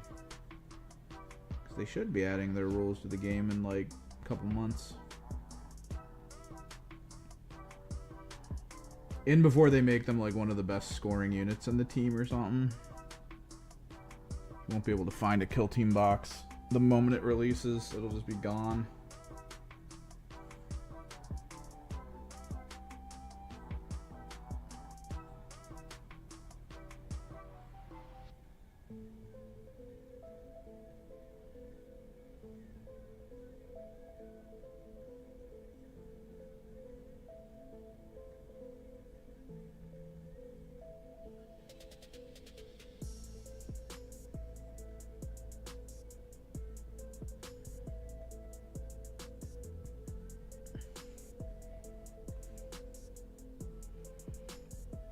Centipede bot. Doing centipede bot things.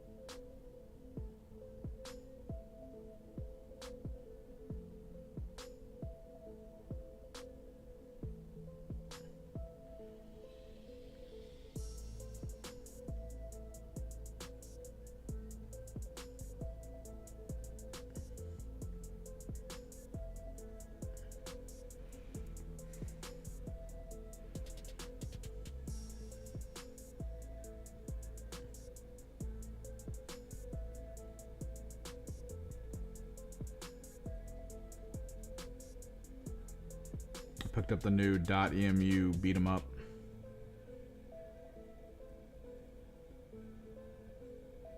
The Marvel Cosmic Invasion game, the one that kind of plays like the arcade beat 'em up from forever ago, but with like updated characters and stuff. I'll give it a try. I'm feeling a beat 'em up. I'm feeling playing a beat 'em up.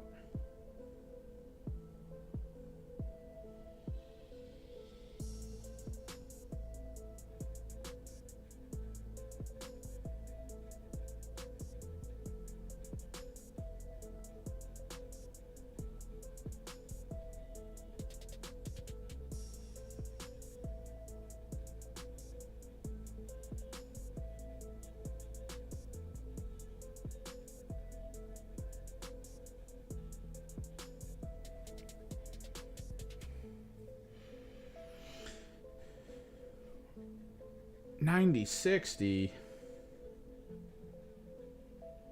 I mean, you got to get in on your parts purchases before the parts all skyrocket, right? One of the major RAM manufacturers in the world announced that they're no longer going to be selling to non-companies. They're only going to sell to companies going forward. Like, we're just losing manufacturers of this stuff for data centers. It's getting bad, bro. Pretty soon we're going to be out in the streets just like black market getting parts. Finding an IT specialist that works for a data center who's trying to like sneak parts to us. Yo, you got that RAM?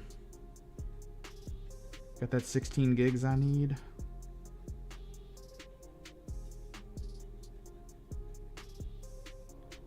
Can't wait, baby. Tech dystopia, let's go.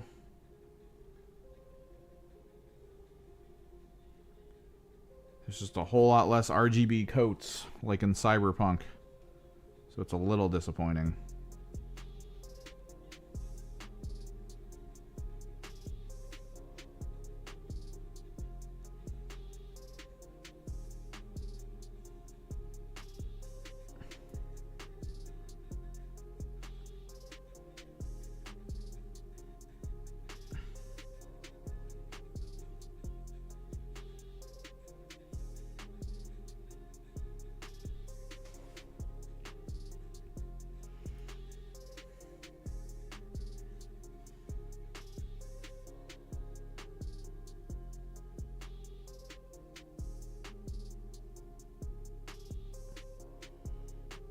Slight glaze of the blue down here.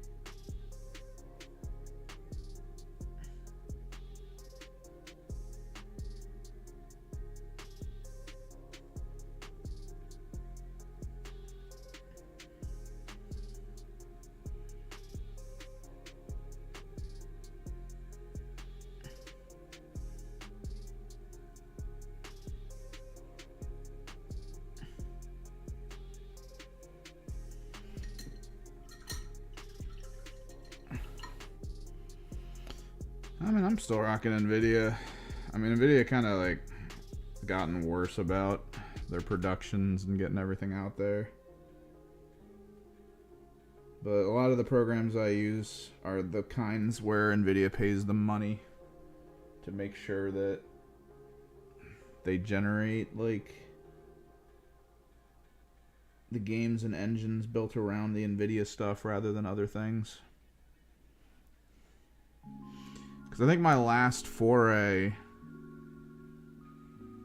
I want to say, into using AMD, almost every game I played, the load times increased by like a minute and a half because of the AMD card taking forever to like bake stuff in.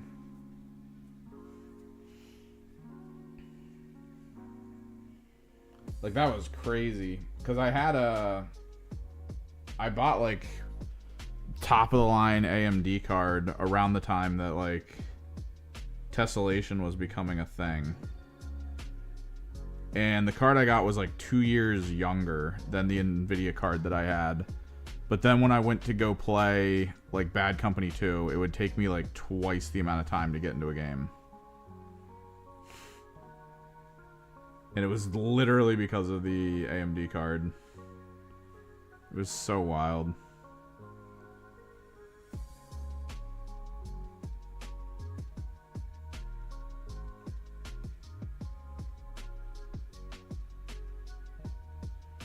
Gotta get on that Linux life though soon.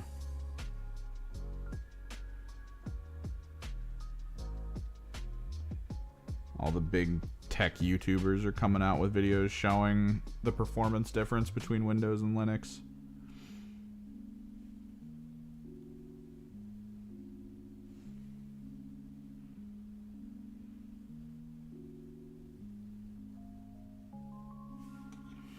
Maybe we just focus on the flats here, which would mean rather than continuing the white armor up, let's get the walnut metallic started.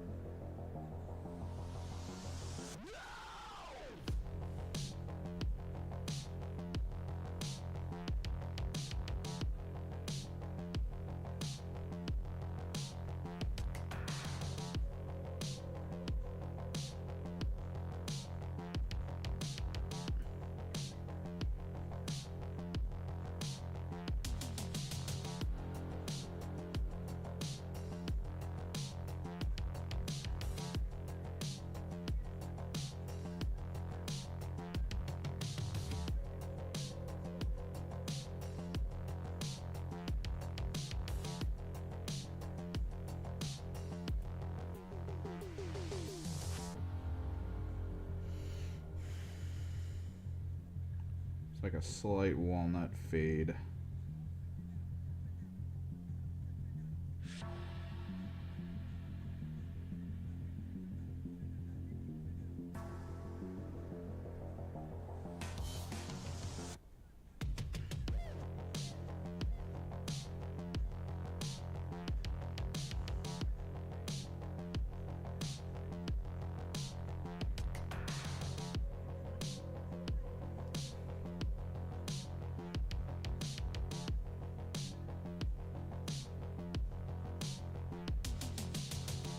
That would probably look like a pretty cool Necron build if you could do it. It'd be making them look all like marionettes. Like you would have to get like almost, I guess, fisherman wire that you glue to like just be straight lined.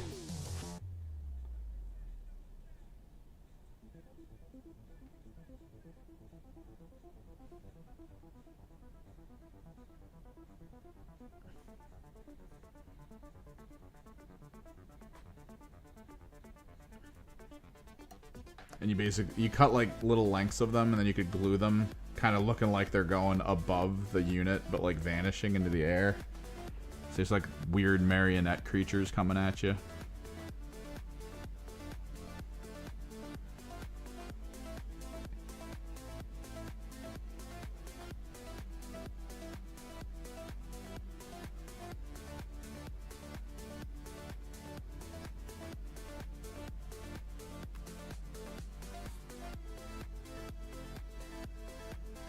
Dip, taste of ink.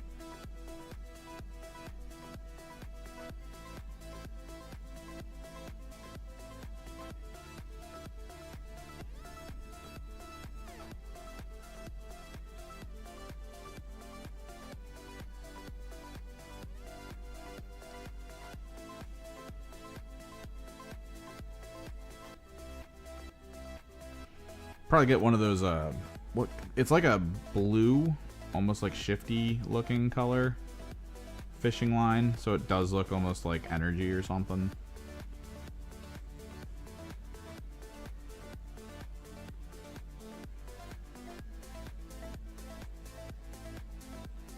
And you just have the marionettes.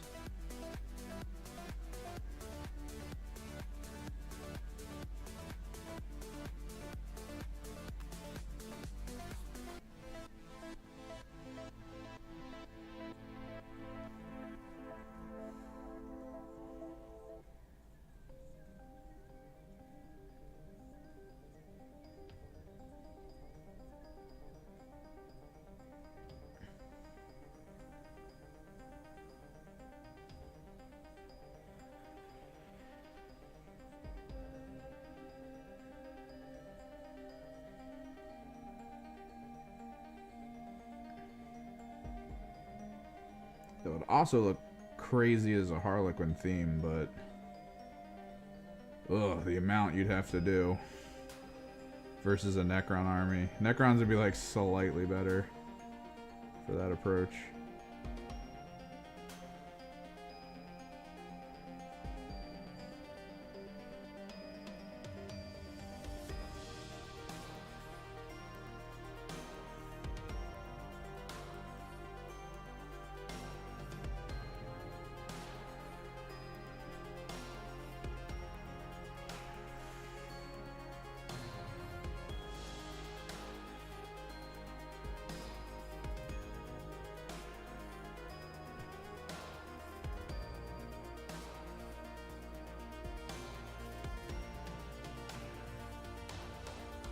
Oh, that's the 8 gigabyte. I don't think I have one that's... I think my 3060 is a 16 gigabyte. What is it? I looked at the stats not long ago. So you got the, it's like the low spec card or something. Properties.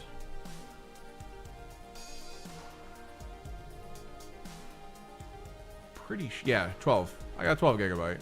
3060, and then I think my other one's a 12 gigabyte 3080.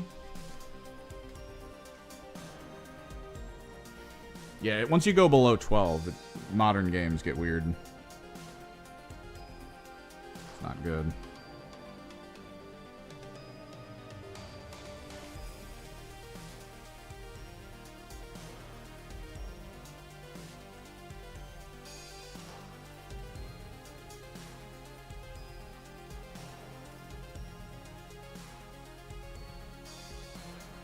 Yeah, my biggest issue was just like I started to experience something I was learning about with like programming, where companies like Intel and Nvidia and stuff would go out and be like, hey, I see you have a game engine here. It'd be really cool if the game engine worked really well with our stuff. So like they would kind of work with the companies to ensure that like a lot of the programming and things would work best on like Nvidia cards. Like I was saying, I would play Bad Company 2 pretty heavily, and I had like this really old Nvidia card, and I wanted to upgrade it, so I decided to go to a AMD instead. Because yeah, it was cheaper, tessellation was coming out, it had really good specs. If you looked at it on like a raw stat chart, it just was way better. I was like, oh, I'll take it. More video RAM, all of it. That's great. Meant for tessellation. This is sweet. And then the load times for Bad Company 2 like doubled.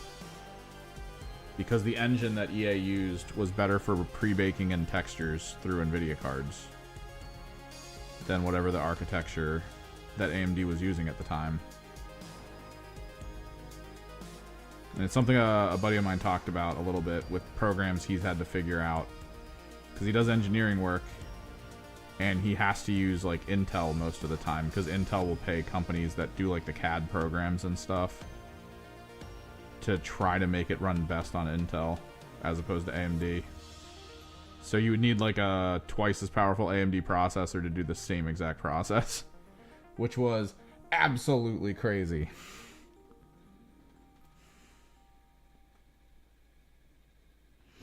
I don't know if it's gotten better than since then, but like Finding that out, I was like, oh, Jesus. Kind of sucks.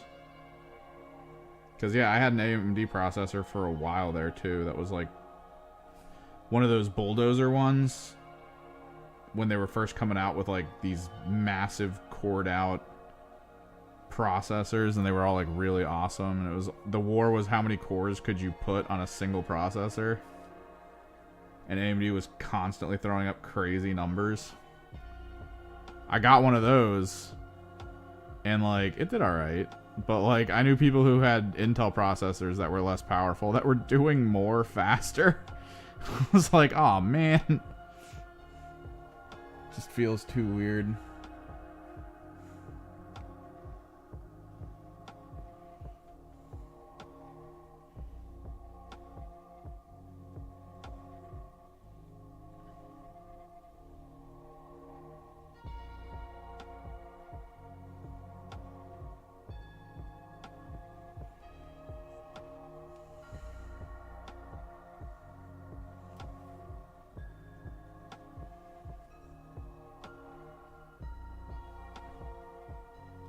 Walnut metal.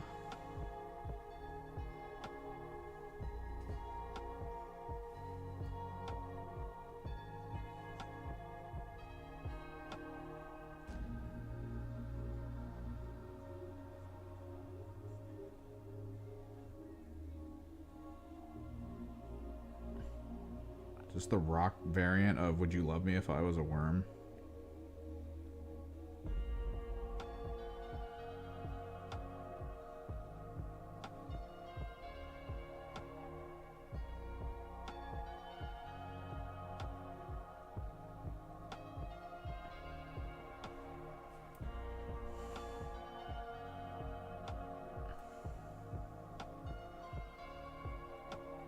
I saw a cool video clip randomly online in my endless doom scrolling.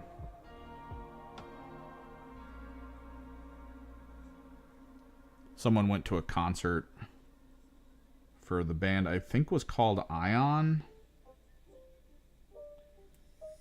They were the band that did the American music for the Broly second movie release, I think it was. I think it was the second movie. They did the full soundtrack for it, basically.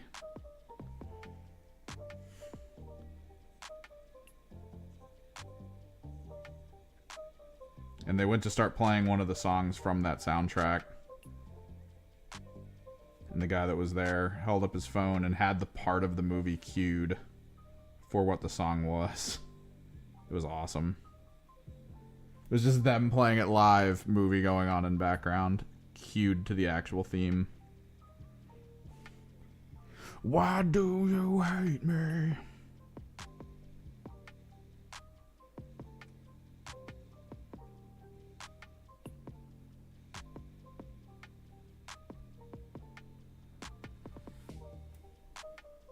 Because the American mix for that movie was straight up just like, yeah, let's just play the song. Like, it wasn't actually, like, lined up or cinematic or anything. They were just like, oh yeah, we'll just turn the song on here. That's how that works, right?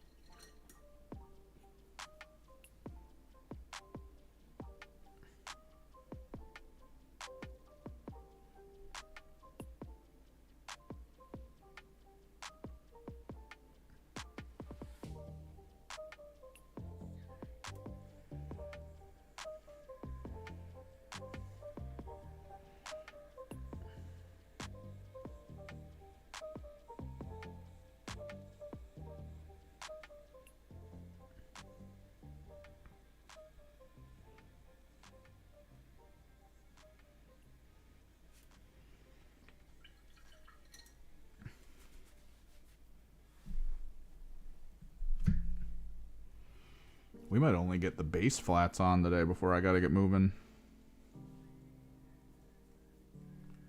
Oh, it's Wednesday.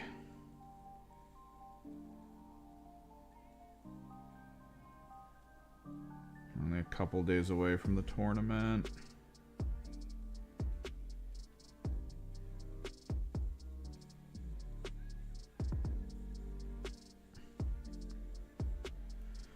I guess my nights are locked in. I kind of want to show up though with I kind of want to swap it over to my EC and just show up with my carnival list. So everyone from the store is like, weren't you going to play nights? So I was.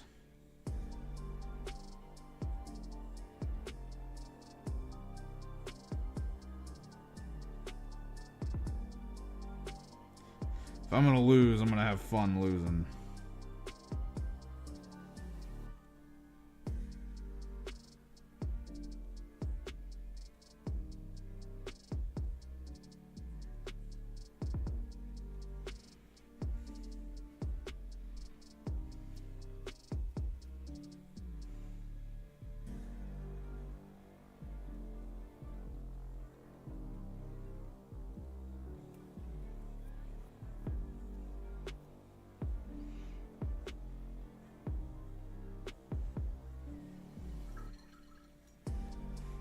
I want someone to step out in front of my noise marines and get shredded.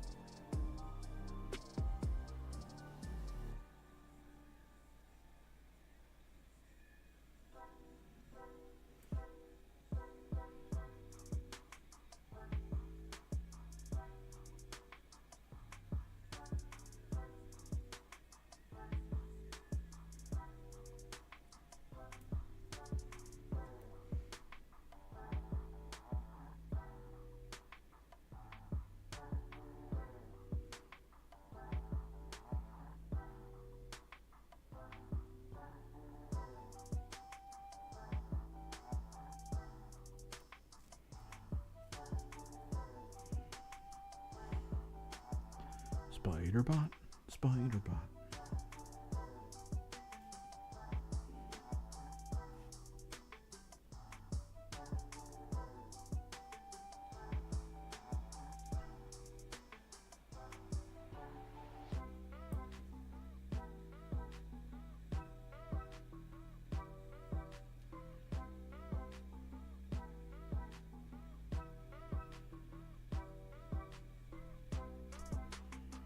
I actually kind of have a problem with Necrons, and it's that they're so closely themed to the Thousand Suns that I feel like the Thousand Suns actually lose out on some cool possibility units because they have to like make it Necron oriented instead.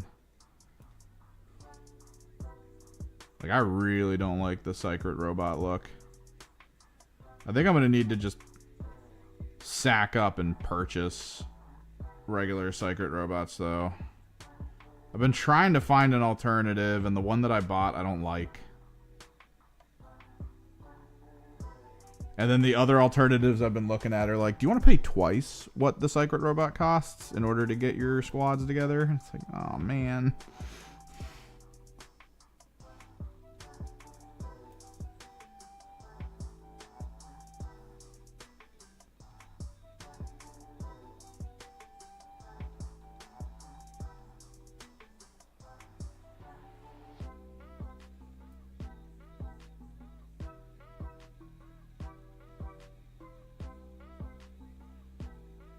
Because I was looking at some really cool Horus Heresy AdMech models.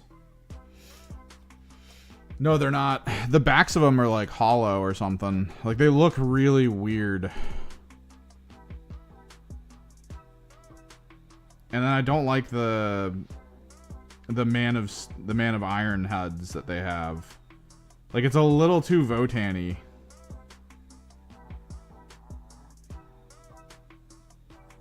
Just like a little bit too Votan-y. I feel like they could have got away with just making them like a really big Rubric Marine. Like a tall Rubric Marine with like a spear or something. It's not the paint styles, it's like the oddity of the model. Like I need something to cover up those heads. I need something.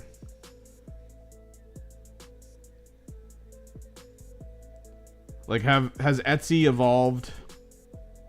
Am I able to get Anubis heads for them? Because, like, that's what I want. I want to put Anubis heads on top of them.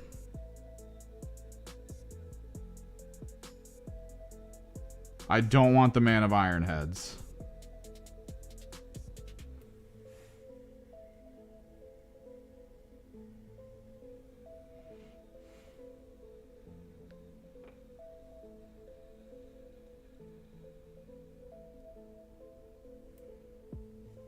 Or just like a really big Rubric Marine head.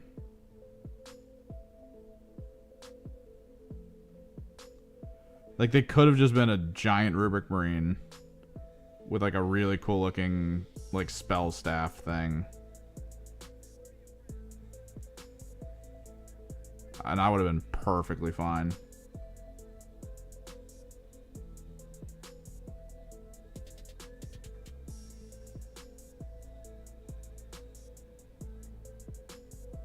Instead, we just get some Man of Iron stuff.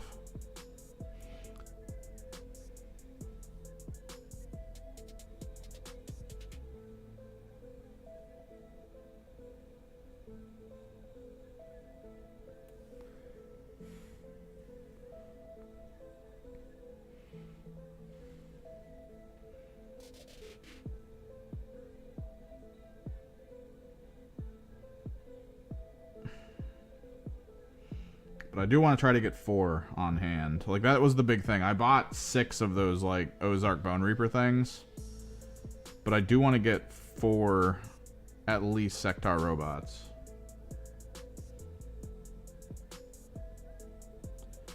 Because we do kind of need Infiltrate on the team.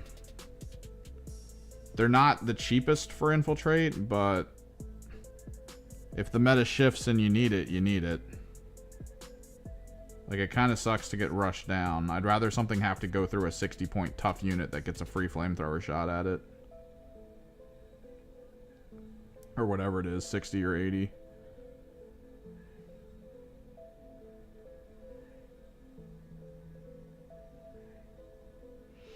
Because I've been thinking a lot about the fact that we just don't have, like, good command point generation in the Thousand Suns, which is insane if you think about it.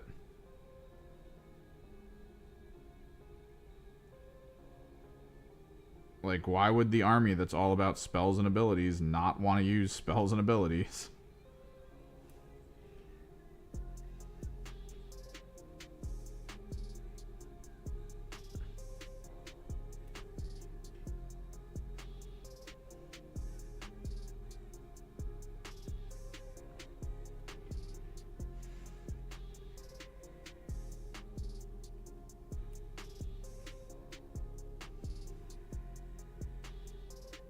So I think the reality is you have to kind of like look around to see the teams and squads that are able to use like free strats that are actually good, and then just build them and use them.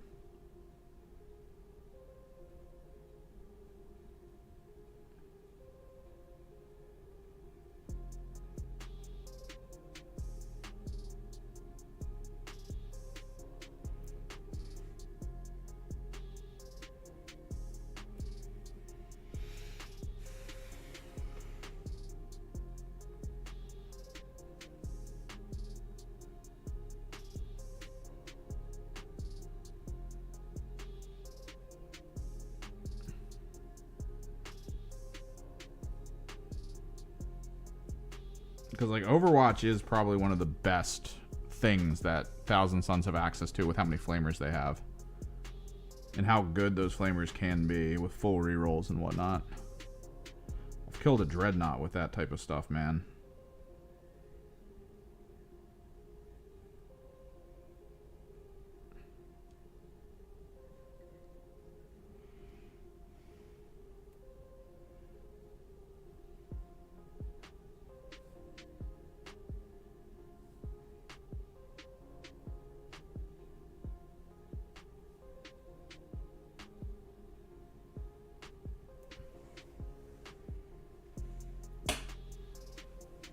Walnut colors.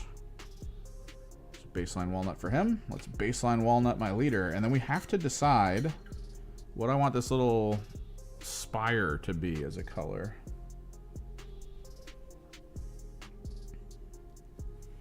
We could probably leave it kind of this color and then just build up this top area as like a slightly lighter version of the color.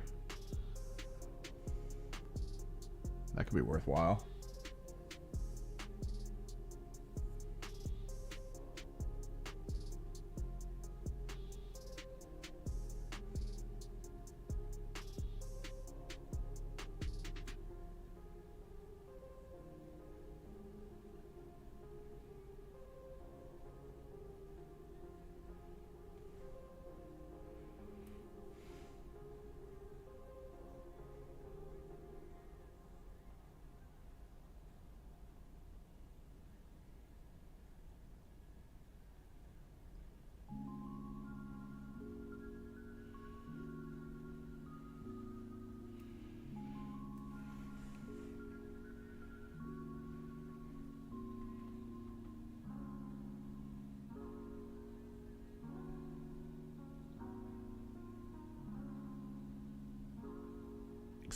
I think it says you just get it for free too.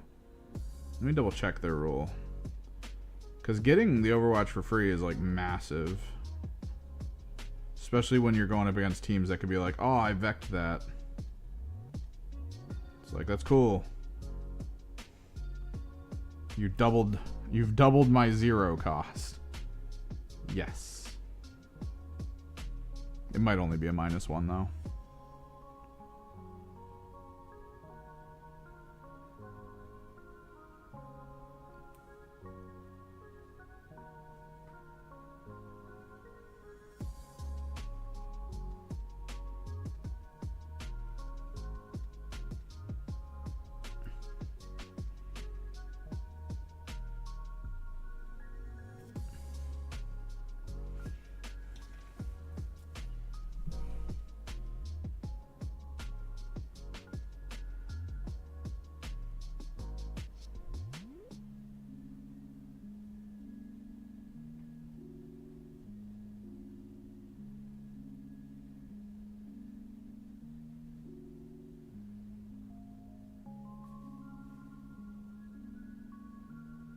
Yeah.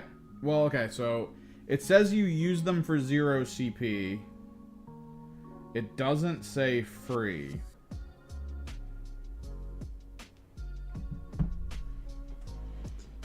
So if Vect increases cost by 1, I think, right? Or does it double it? How does Vect work?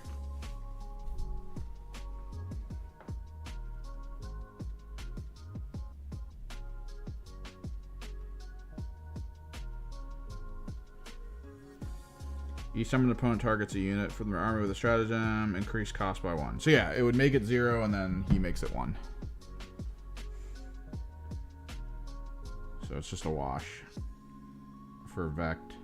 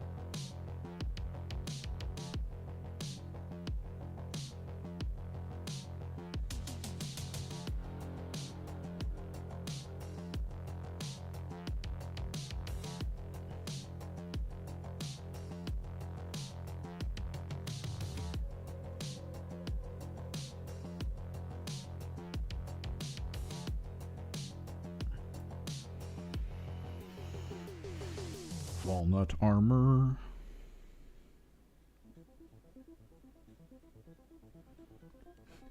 Every time I touch the brush to these little things, I am so scared. They move so easily.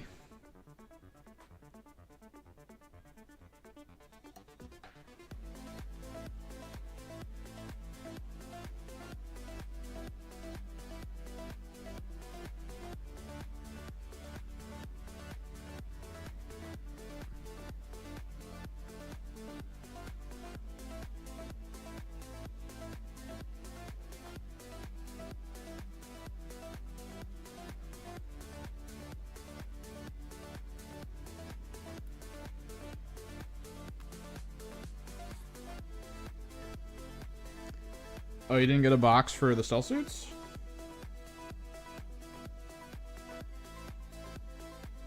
Damn.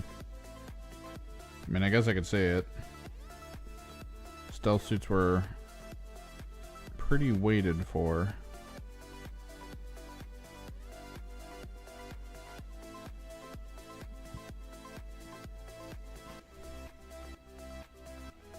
That is the way.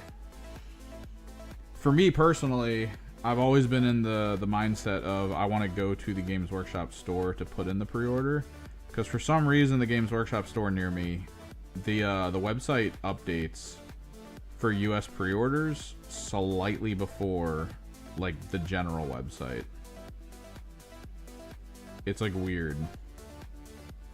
It was something they kind of noticed like not long after they started doing the pre-order stuff.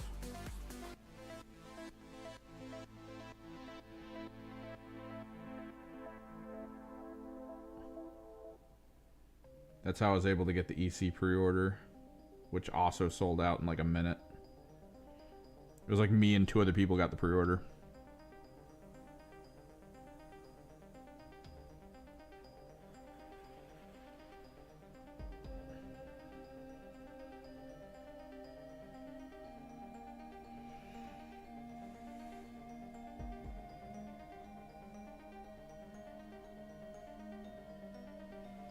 Should really play Kill Team Peacock.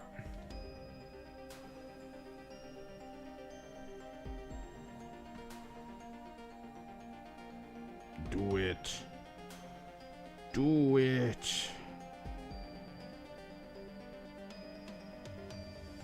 Give in to peer pressure.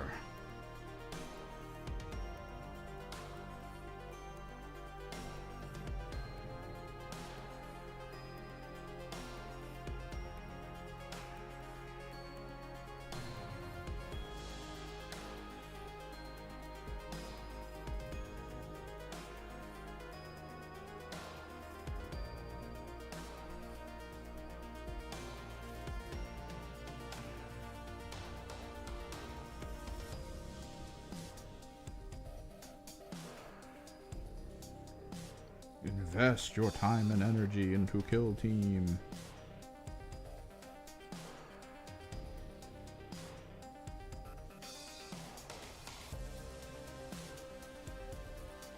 Well, their whole thing, I mean, generally they're probably really good in melee, but their whole thing was you just pick an area and you get to charge while in conceal into that area.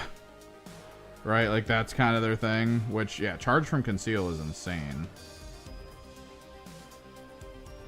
Really good.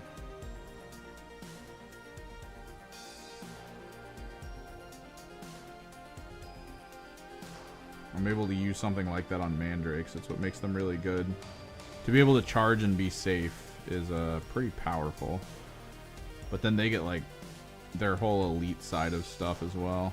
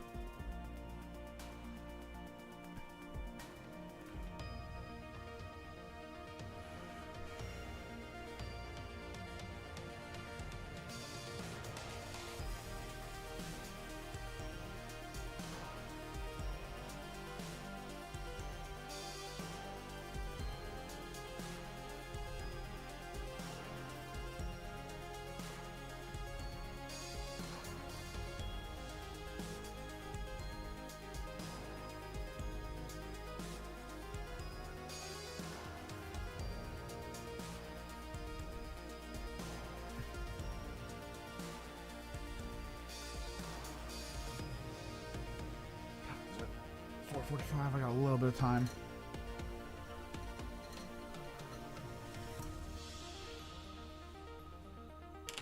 Let me grab my So Flat Dark Purple.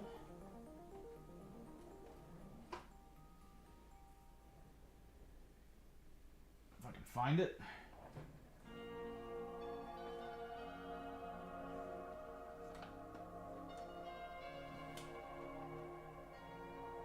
Yep, Red Violet.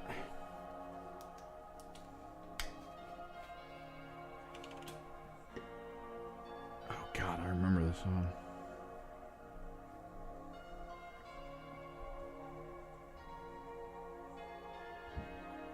Specifically for those over on Twitch, we're listening to Let's Get a Party Going.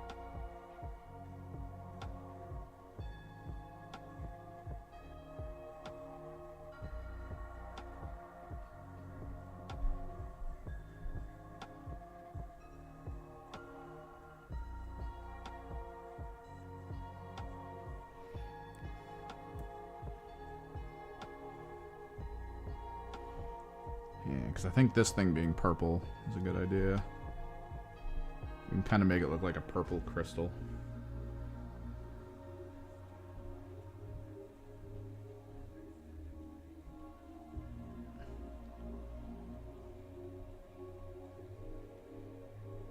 Because I'm not really going to lean too far into purple on any other component in this entire army. Or this entire team, rather. So the purple should stand out decently.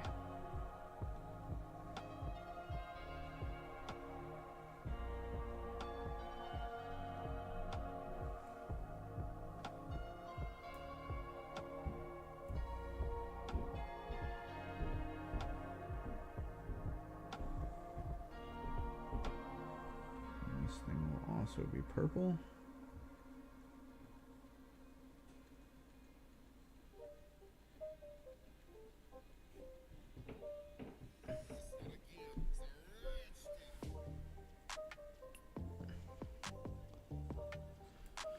Hell yeah.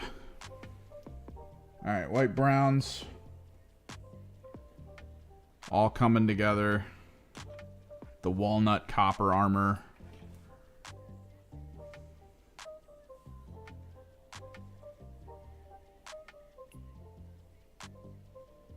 Focus, you bastard.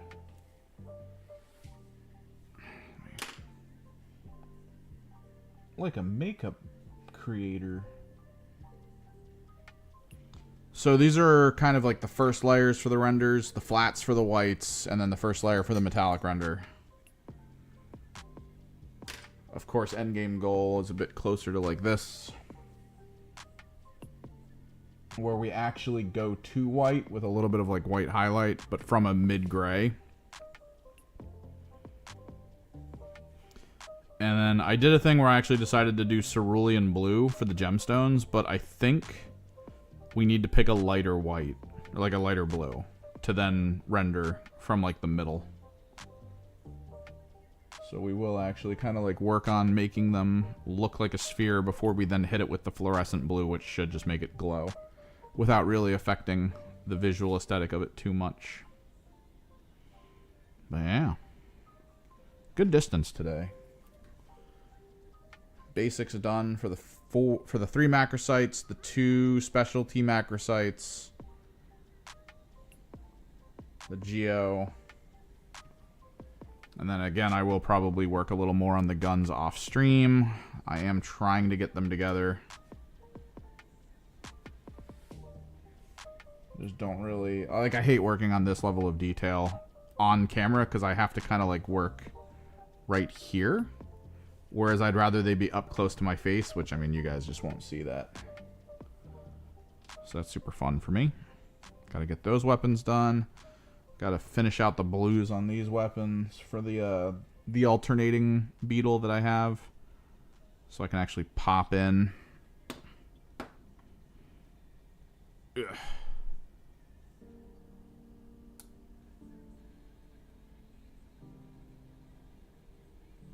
Ta-da! Magnet beetle.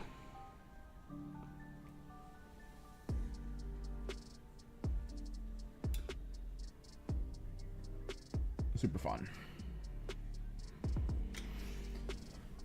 Probably get a little bit more work in tomorrow. Thanks for chilling. Thanks for hanging out. Thanks for talking. Don't forget there's a community Discord if you want to continue the conversation. We'll probably keep painting for the rest of the week, because honestly, if I'm going to go over strategy for the tournament, I might as well just do it kind of on my own. Just stare at all the stuff I have. That's fine. That's fine. I'm not super worried about it. It's cool to hear of a paint that might try to be an oil base, although I thought they said they weren't. I don't know. We'll find out. Till next time, guys. Later.